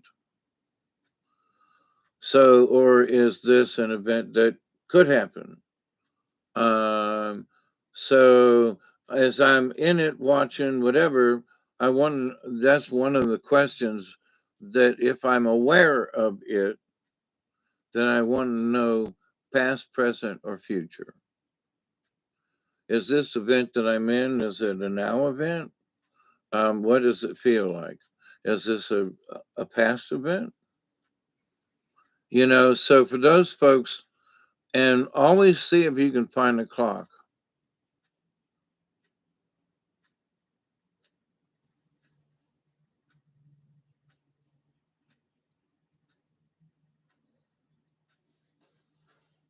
Withheld numbers calling.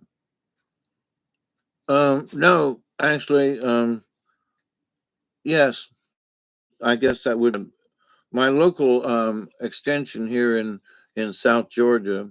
within Colquitt County is 941. And so the area code down here is 229 for this area. So, but Funston, the first three numbers are 941. So, but whoever the phone callers are, have they've stole my number. I've had people call me up and go, Dave, what do you call? I've got your phone number on my phone. And I go, I didn't call you. Well, these folks hijack numbers and call you, and you know, so if it's 941, there's only one or two people I know with 941 numbers, and when I look down, it ain't them. So I will open the line and then hang up on them right away. So, like, you know, trying to give them a bird, but they keep calling. They're persistent. I don't know why, you know. And there are sometimes I wait. No, most of the time, if you listen, which I have, there'll be a click as soon as you pick up, and then there's a pause, and then it sounds somebody will say, "I'm such and such from blah blah blah," and then I thought it was a real person. Then I come to find out. I say, "How you doing today?" And I go, "Lousy." And they go, "Well, blah blah blah blah blah blah." Now, any other person, if you said, I'm doing lousy, they would go, "Well, I'm sorry to hear that." Right? The response is not that. So I listened a little longer, and the whole thing that I thought was live ain't. It's a recording. So let me connect you to another number. And I was like, son of a biscuit eater. You know, this thing, I'm talking to a freaking robot on the other end of this. Holy mackerel there, Andy, So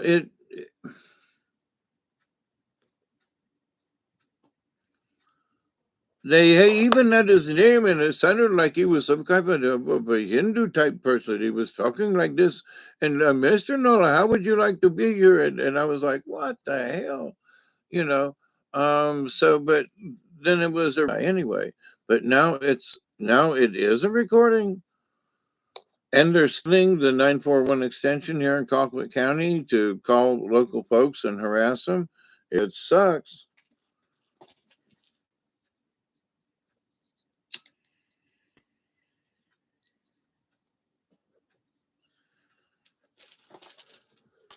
Now all the visiting nurses and the therapist, most of them, their names show up, and it might be a mobile, but it'll put who they are, and or if it's you know anybody to do with care, it'll show up as well care. And so most of the time, or like, my doctor down in Thomasville will show up as neurosurgeon, and I know who it is. So, but anybody else other than that, I flip them off as quick as possible. I could sit around but most of the time when I thought I was talking to a person, half of the time it's still a machine. The callers hang up on me since I have something. Look for a clock. Yes, Scotty boy, I've always mentioned that, to look for a clock. Always look for a clock. Completely different. It doesn't necessarily have the clock doesn't mean it has to correspond to your clock. Okay, but the clock sets a time space for where you're at. Oh, it's 4 o'clock where I'm at. Okay. Doesn't mean anything else. Well, if it's 12 or 1 o'clock and you're sleeping or doing your thing at home and it's nighttime, then 4 o'clock in the afternoon in your dream or space, you're someplace else, or it's a past event, or maybe it's a future event. So, what time is it? Isn't necessarily a bad thing.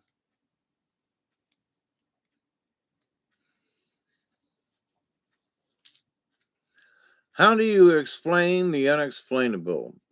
You sit back and find something, if it's a drink, if it's a cordial, if it's a bowl, if it's a cigarette. Now I'm pretty well stoned and I really want this cigarette. But when the unexplainable comes up to you, what you need to do is cogitate on the event.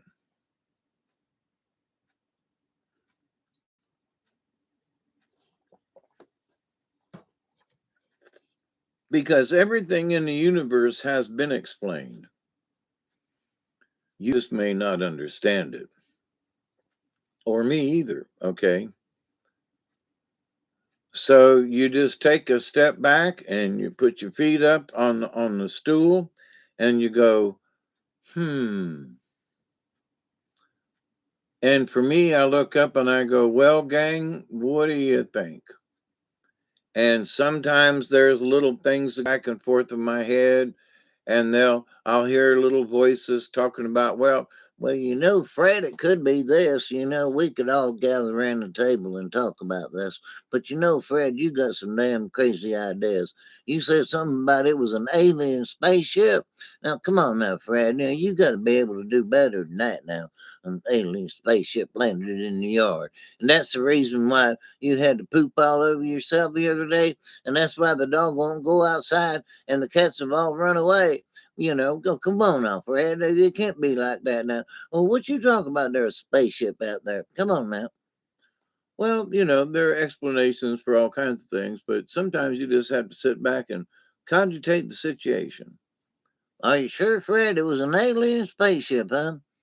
Goodness gracious me. And I'm just going to have to wipe myself because I think I just tinkled on myself just right there. You know what I mean? An alien spaceship. Come on now, Fred.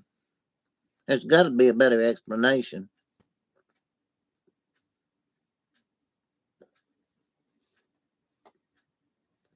I find there are a lot of time the certain things can't be explained because there are no human words to express it. I would like to meet Ice Cape, nothing better than a winged horse. Ice Cape, I don't do time. It bothers me seeing time go by, and I'm not making any effort to use my time. Tracy, I think you're time wise, you've experienced a bunch of stuff like I have.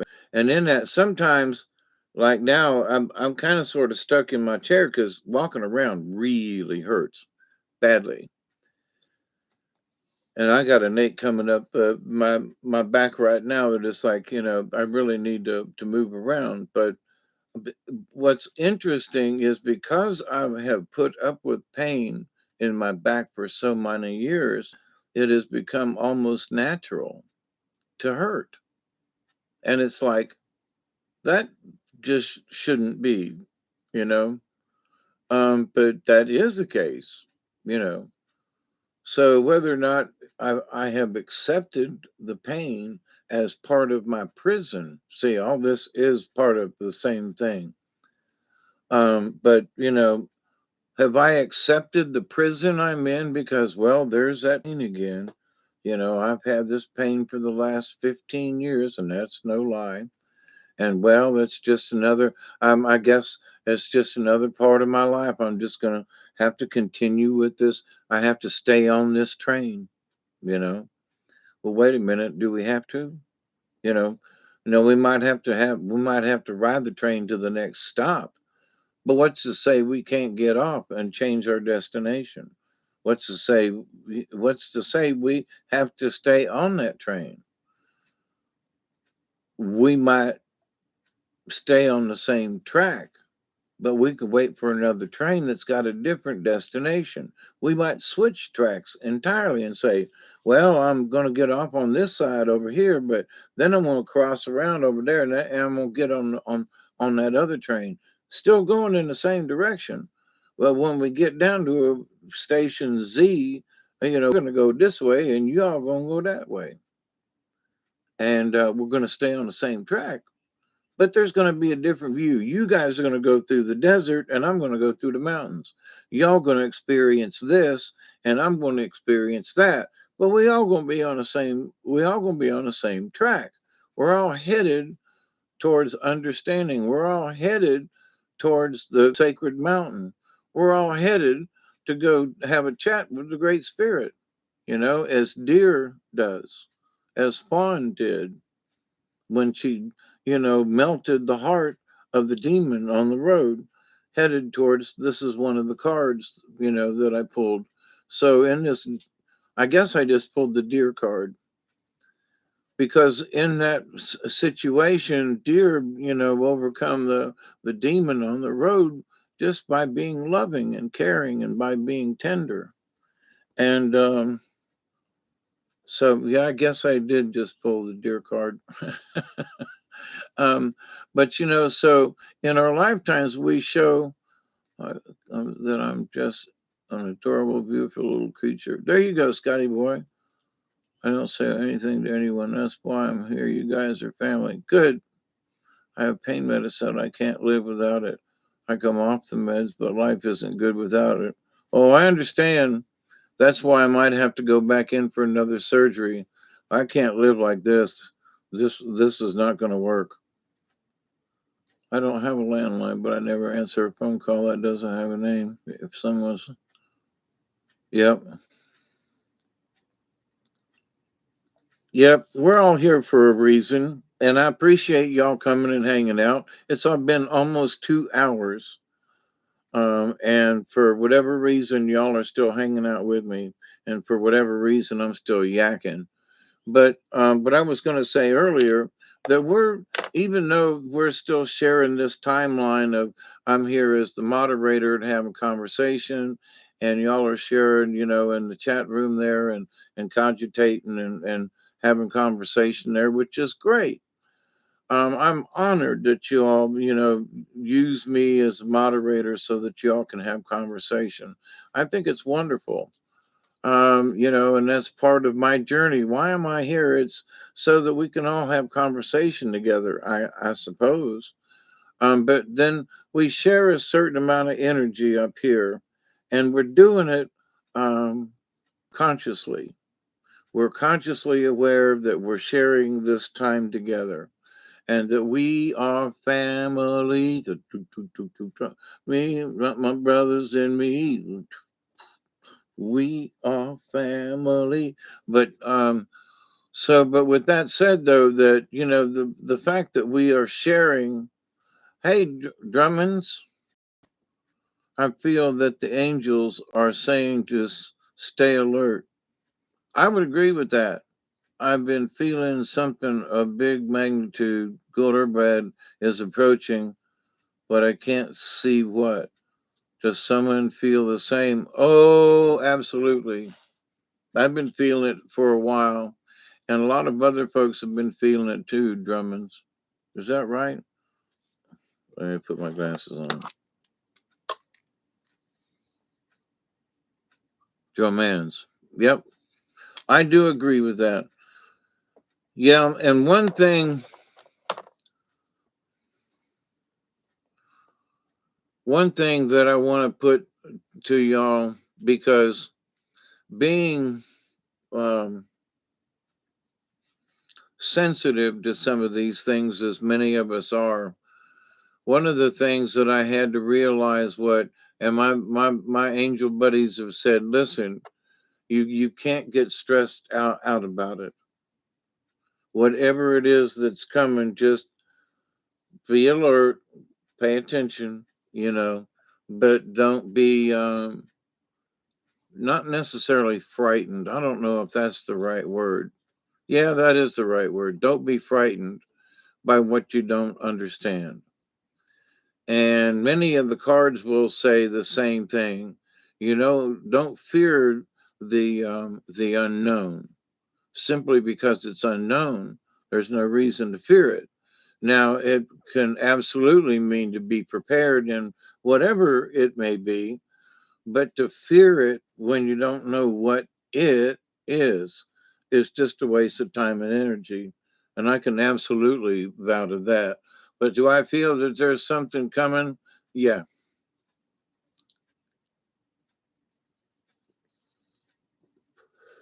But I will also make this statement, Drummond,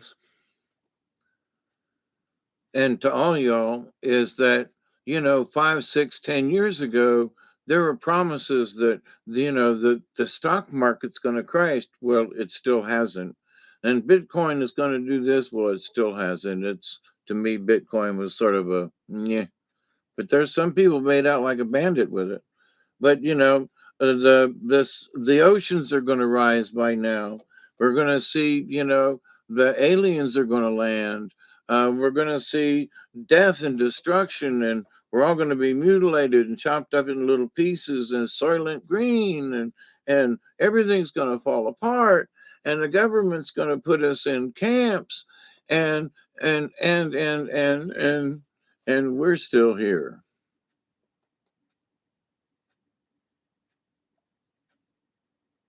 I had 2 years of the that bid thing,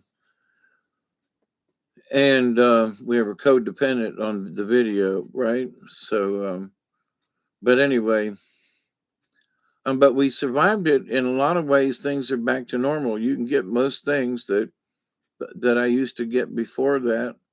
So it took a little while for things to get back in the supply line, but price has gone up on a lot of stuff.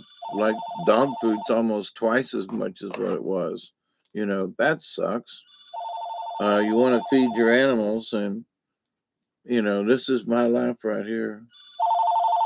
Ooh, now this is a person. Hello. Hey, Mr. Noel, how you doing? Oh, fair. How are you today? I'm doing okay. How's your back and your legs doing you? Sore and hurting. Oh, hurting? They ain't getting no better? No, sir.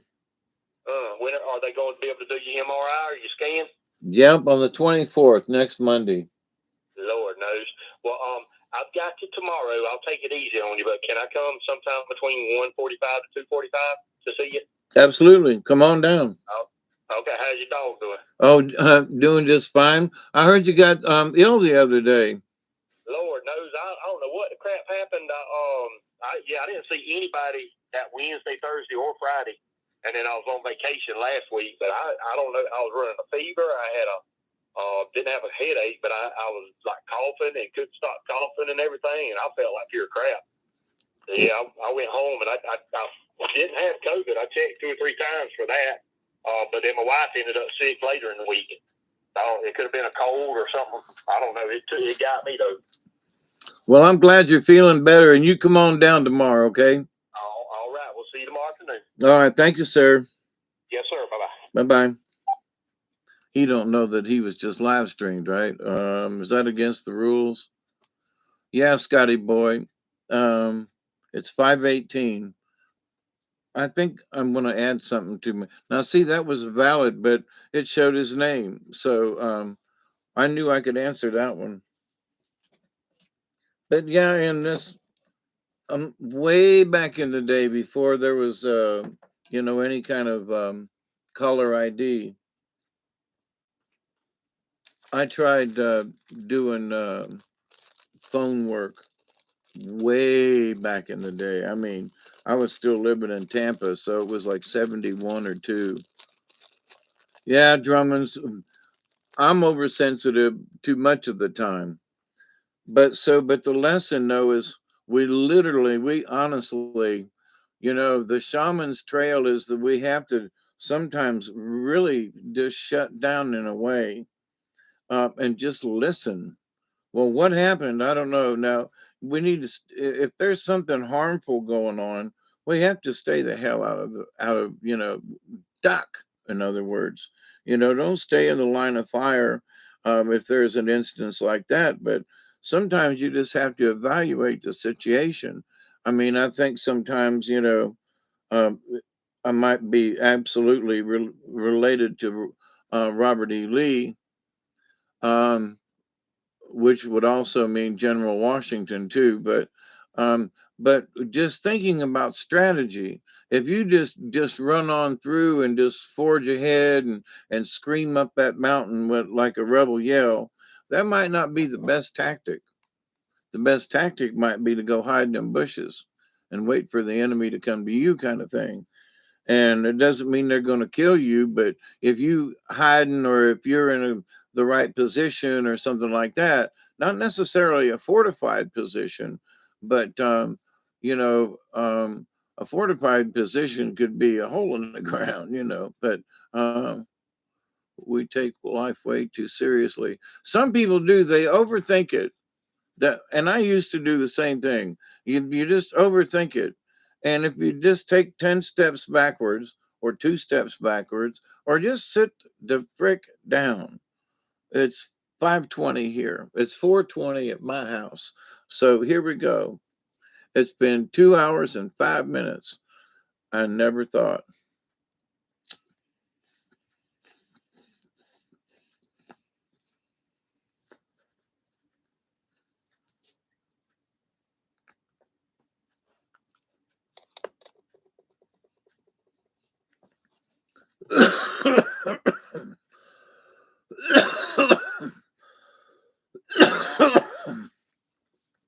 Oh, that's very good. Mm. Ooh, that's very good. Said yum yum tap.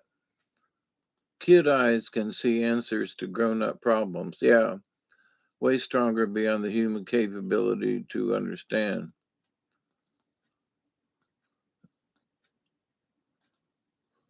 Normal human has no idea or clue what it's like or what one endures when they are like me. Not only is it many more emotions, but they.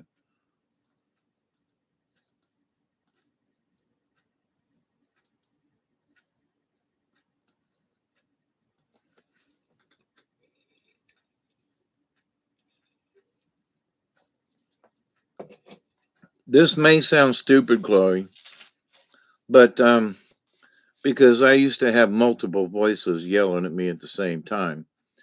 We have to, and I haven't talked about the camp counselor in a while, but sometimes we have to choose a camp counselor. And you might say, well, I don't see the need or whatever. And you say, well, wait a minute. If there are 100 different things going on, then the camp counselor is the one who says, shut up, and picks one. Okay. And the other 99, they're still there, but they got to get in line if I'm anywhere near what you might be talking about.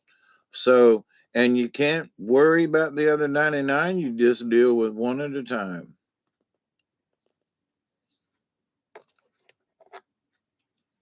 And the other ones can scream and jump up and down. It's a hard life to live sometimes.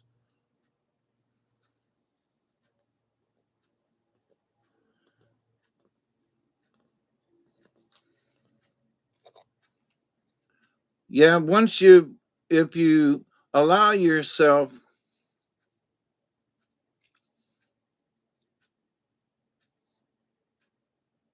that's a lawnmower I hear in the distance.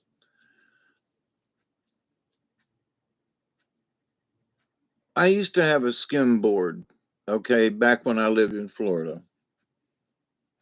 And I was one of the first people to have one in this area. I saw one.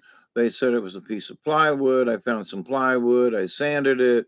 I did everything to it. And every time I went to Clearwater Beach, I'd take it with me. So skimboard is you're surfing, but you're not out in the waves. You're surfing on the really thin water, that comes up after the wave comes up and it leaves water. You skim along the top of that. It's fun as hell. I used to body surf too, but so in life there is the flow of life, and you can try to swim across it, and life's going this way, and you try to swim across it, and you just all kinds of and depending on how the high the surf is, you're going to get drowned by the waves. So the waves are coming in this way, and instead of going out through the waves and up to the next one and maybe surf back into the shore, you're swimming along with the way the waves are rolling in. So you're going to get crashed every time a wave comes by, unless you go out further. But you're still going to feel the humps. If you're swimming parallel to the to the beach. But now on the river, so the river's flowing downhill always. So for whatever reason, though, that some places, the elevation drops more and you go over waterfalls, and sometimes, like down here in the south, it's a lazy river and the elevation doesn't drop a lot, so the current is slower. So, but you're still moving.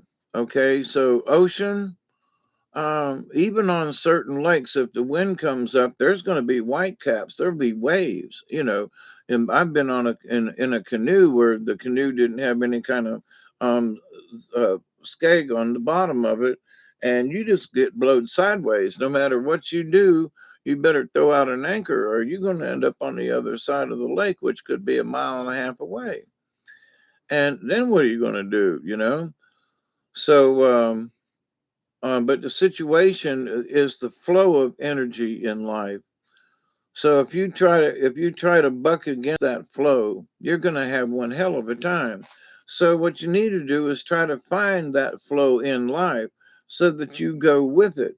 All right. That's the track. All right. That's the train track, the flow of life. Okay.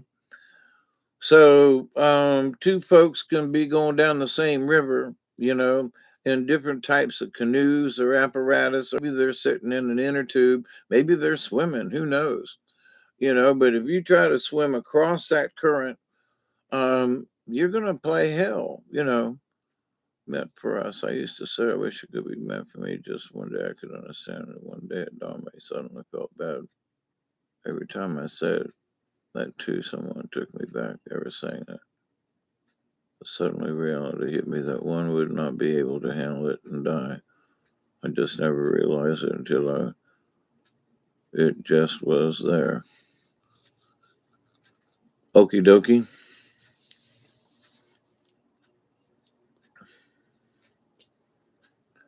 So, but being trapped within our own prisons.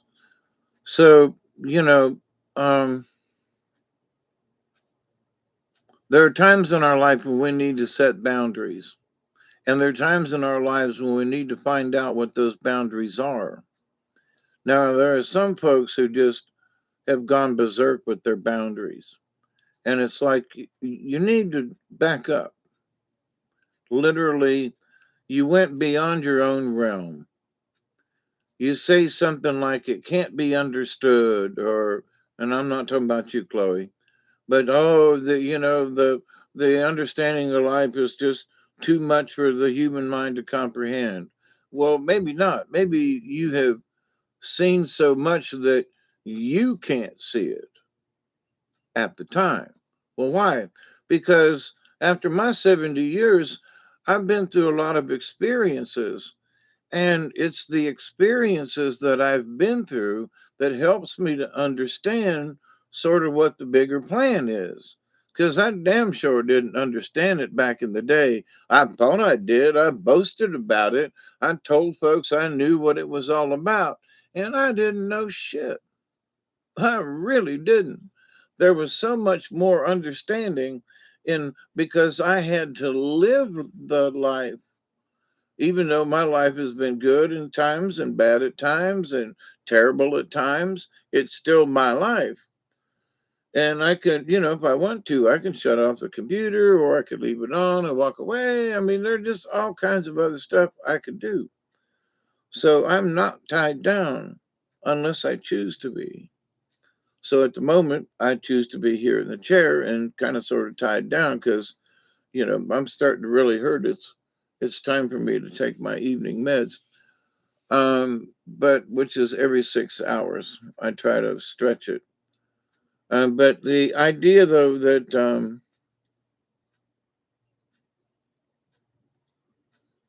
we have no choices in life. Yes, and don't admit to knowing anything. Well, um, in my instance, Chloe, I'm here because if I just played dumb and didn't know anything, then we couldn't have this conversation. So in my instance, I was told that I have to talk about these things so that other folks would get the opportunity to at least go, now you could play with this, but I can't. And so for some folks, it's easier, and your role in life may be not everybody needs to speak about it. There are some folks who, because they really don't have the ability to be able to express it in any particular way, um, or that I've heard some folks, and in my opinion, they were pretty smart in certain things, but they talked in circles. And a couple of years ago, I used to talk in loops myself, and I still get, talking loops sometimes. But I've asked my folks up yonder to, like, tap me on the shoulder and let me know if I'm doing the loopy thing again. Keep me out of that. We can continue this conversation, and it might be that I'm rehashing something over, but I try to put a different spin on it. But that's being a little loopy too sometimes, and I understand it, and I try to stay out of it.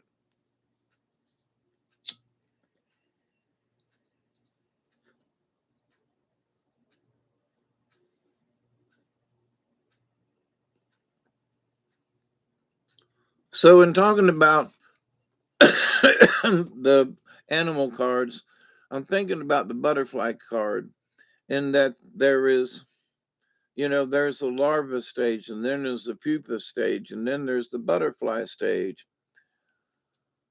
Um, no, you don't sound stupid.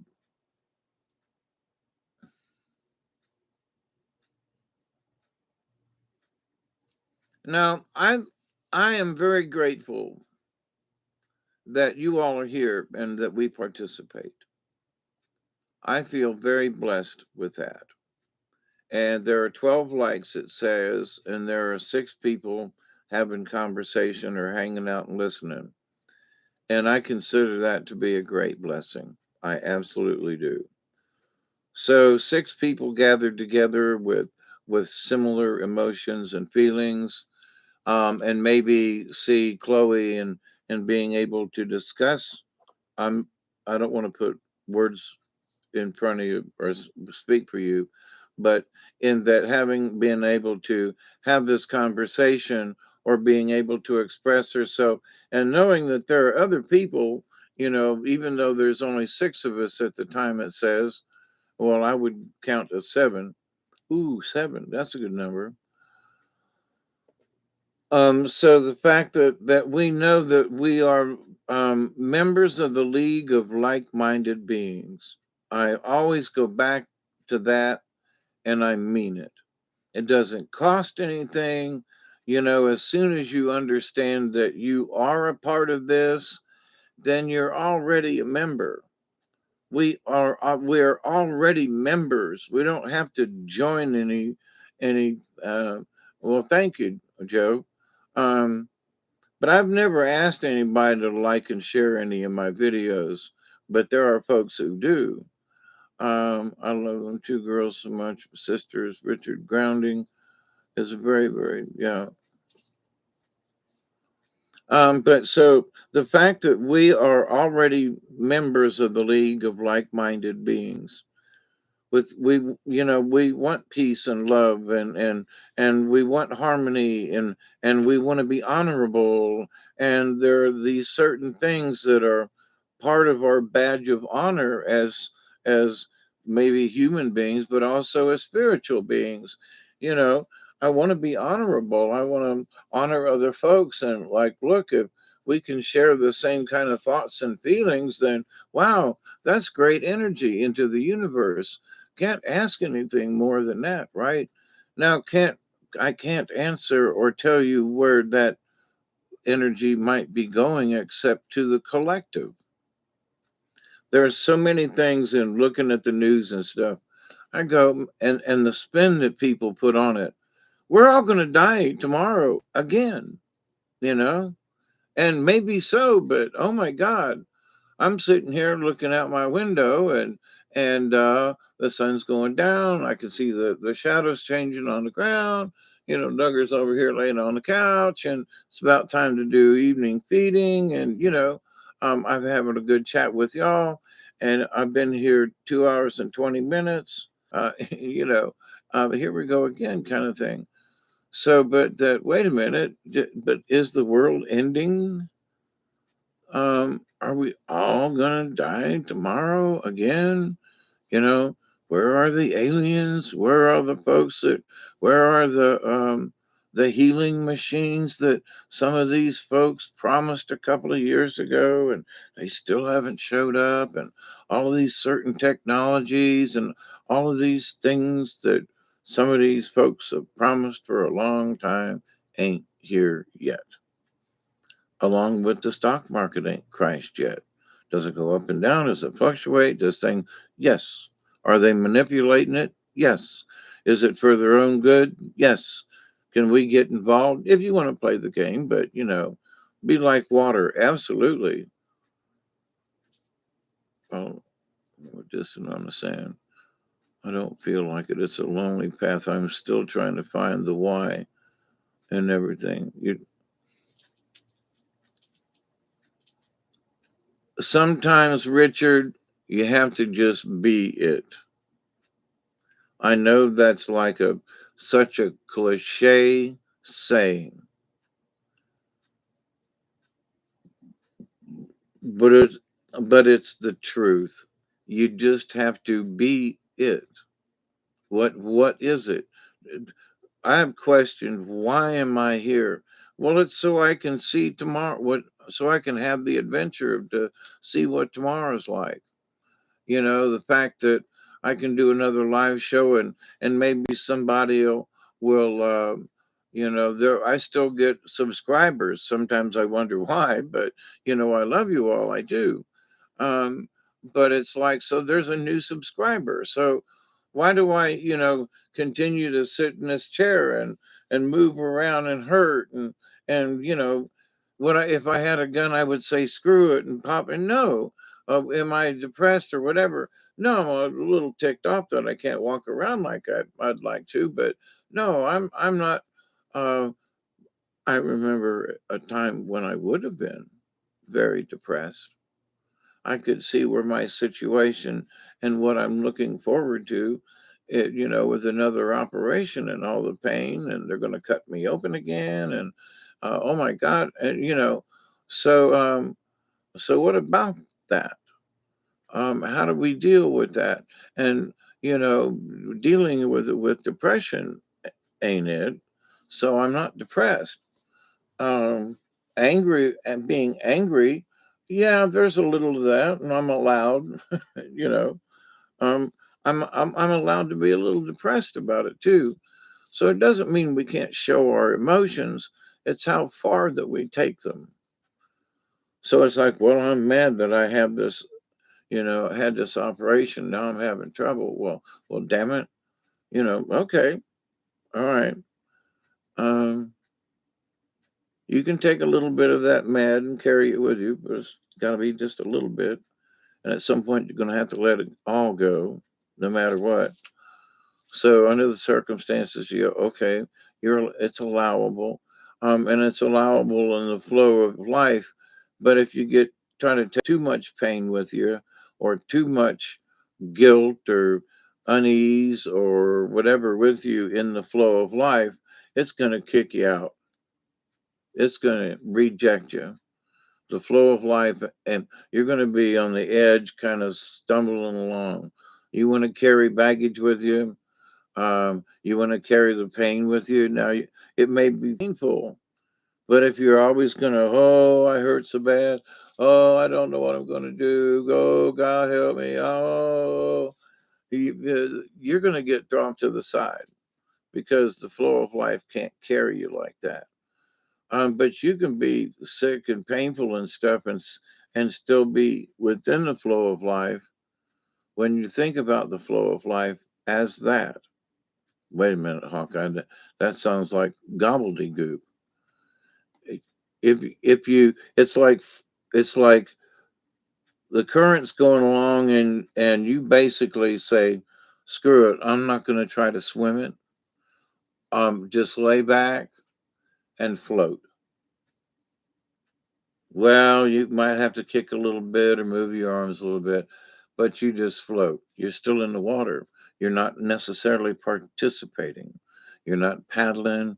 You're not sitting upright. You're not looking at the, you're just floating. You're just going. So, you can still get to your destination that way without necessarily participating. Now, there are rocks ahead, and you could go down the rapids by just floating, and you could get bumped along, and you could maybe get hit, hurt, drowned, and die. But then again, such is life, and such is our flow in life. So, if those of us,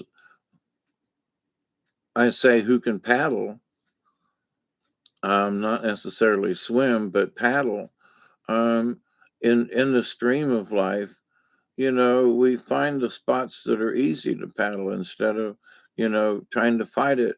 There are folks who don't know how to paddle. And so life is very difficult for them.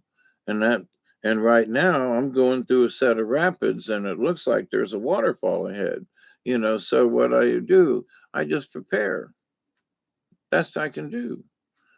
But do I have to worry about what's coming? No, but I can see some white water in the distance. Been through some white water before, recently, twice. So, but does it worry you to, does it worry you to be alone?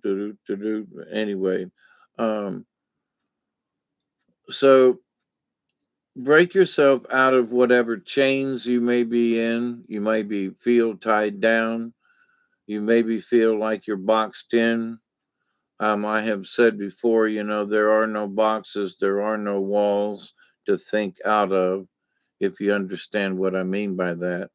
Well, the walls were there, and I got, but yeah, but the idea though that if you if you will take the understanding that there could be walls there, and that you're thinking outside of them, but then you're putting yourself in a box and in a category that everything is outside the box. Well, if you just get rid of the box equation altogether, you're not thinking outside of anything. You're thinking like part of the universe. Yeah, but I'm thinking, but that's thinking outside of their box.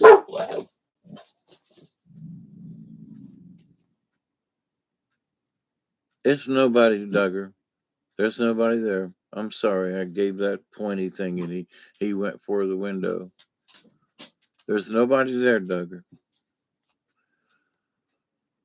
So the understanding with that, I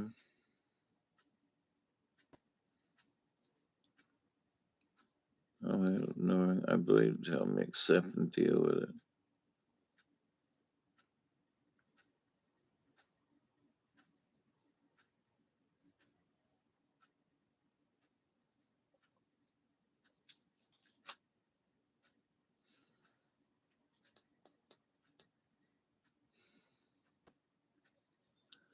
Yeah, I'm understanding about life. I mean, I'm looking outside at my truck and where the damage to my bumper that two deer did to it separate times, um, and how bad the front end is still bumped up.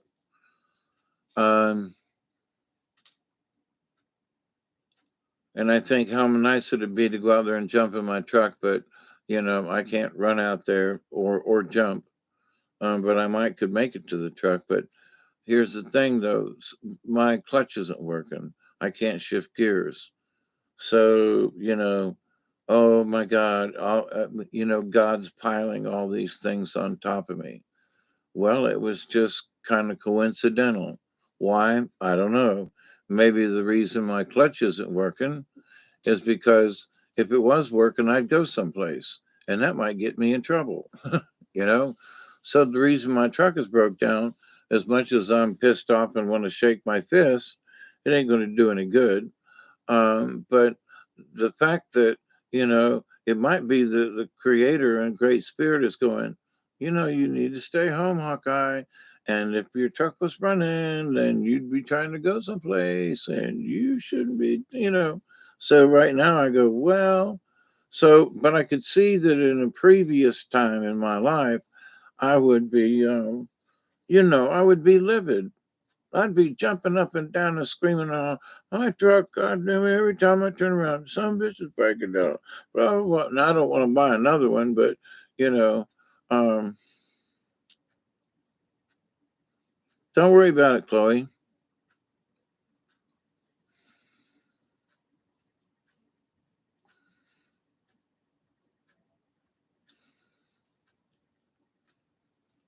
Chloe, about the rules can change.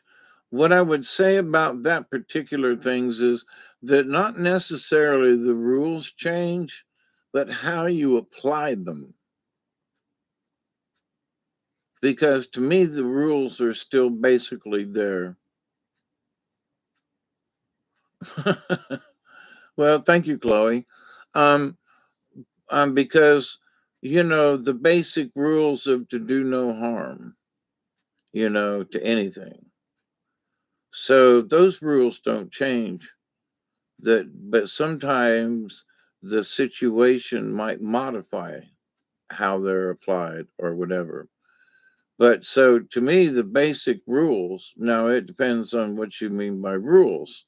There are situations that may not pertain to the basic rules of to do no harm, in situations of like in business or work or whatever, family life, that you have to modify your behavior or do something differently, or you know somebody's house burned down and family needed a place to stay, or because my house burned down way back when and we needed a place to stay, and it was that part was very, very difficult to go all of a sudden live someplace else.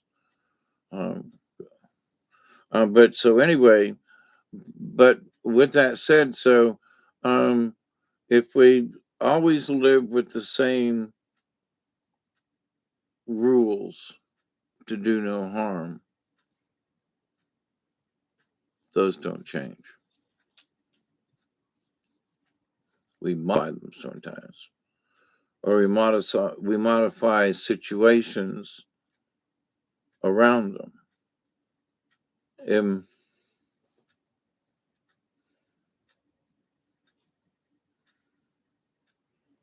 that's very true, Chloe.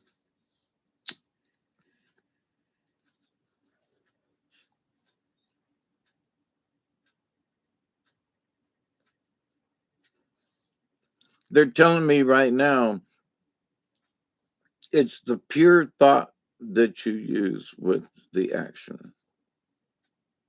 It's the pure thought that you have had with intent for that action, whatever that action is.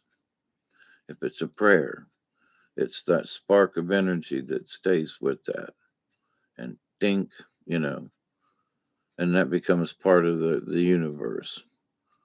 So our conversation here, it is recorded, and if somebody else watches it, then we can still have impact with other folks with this conversation.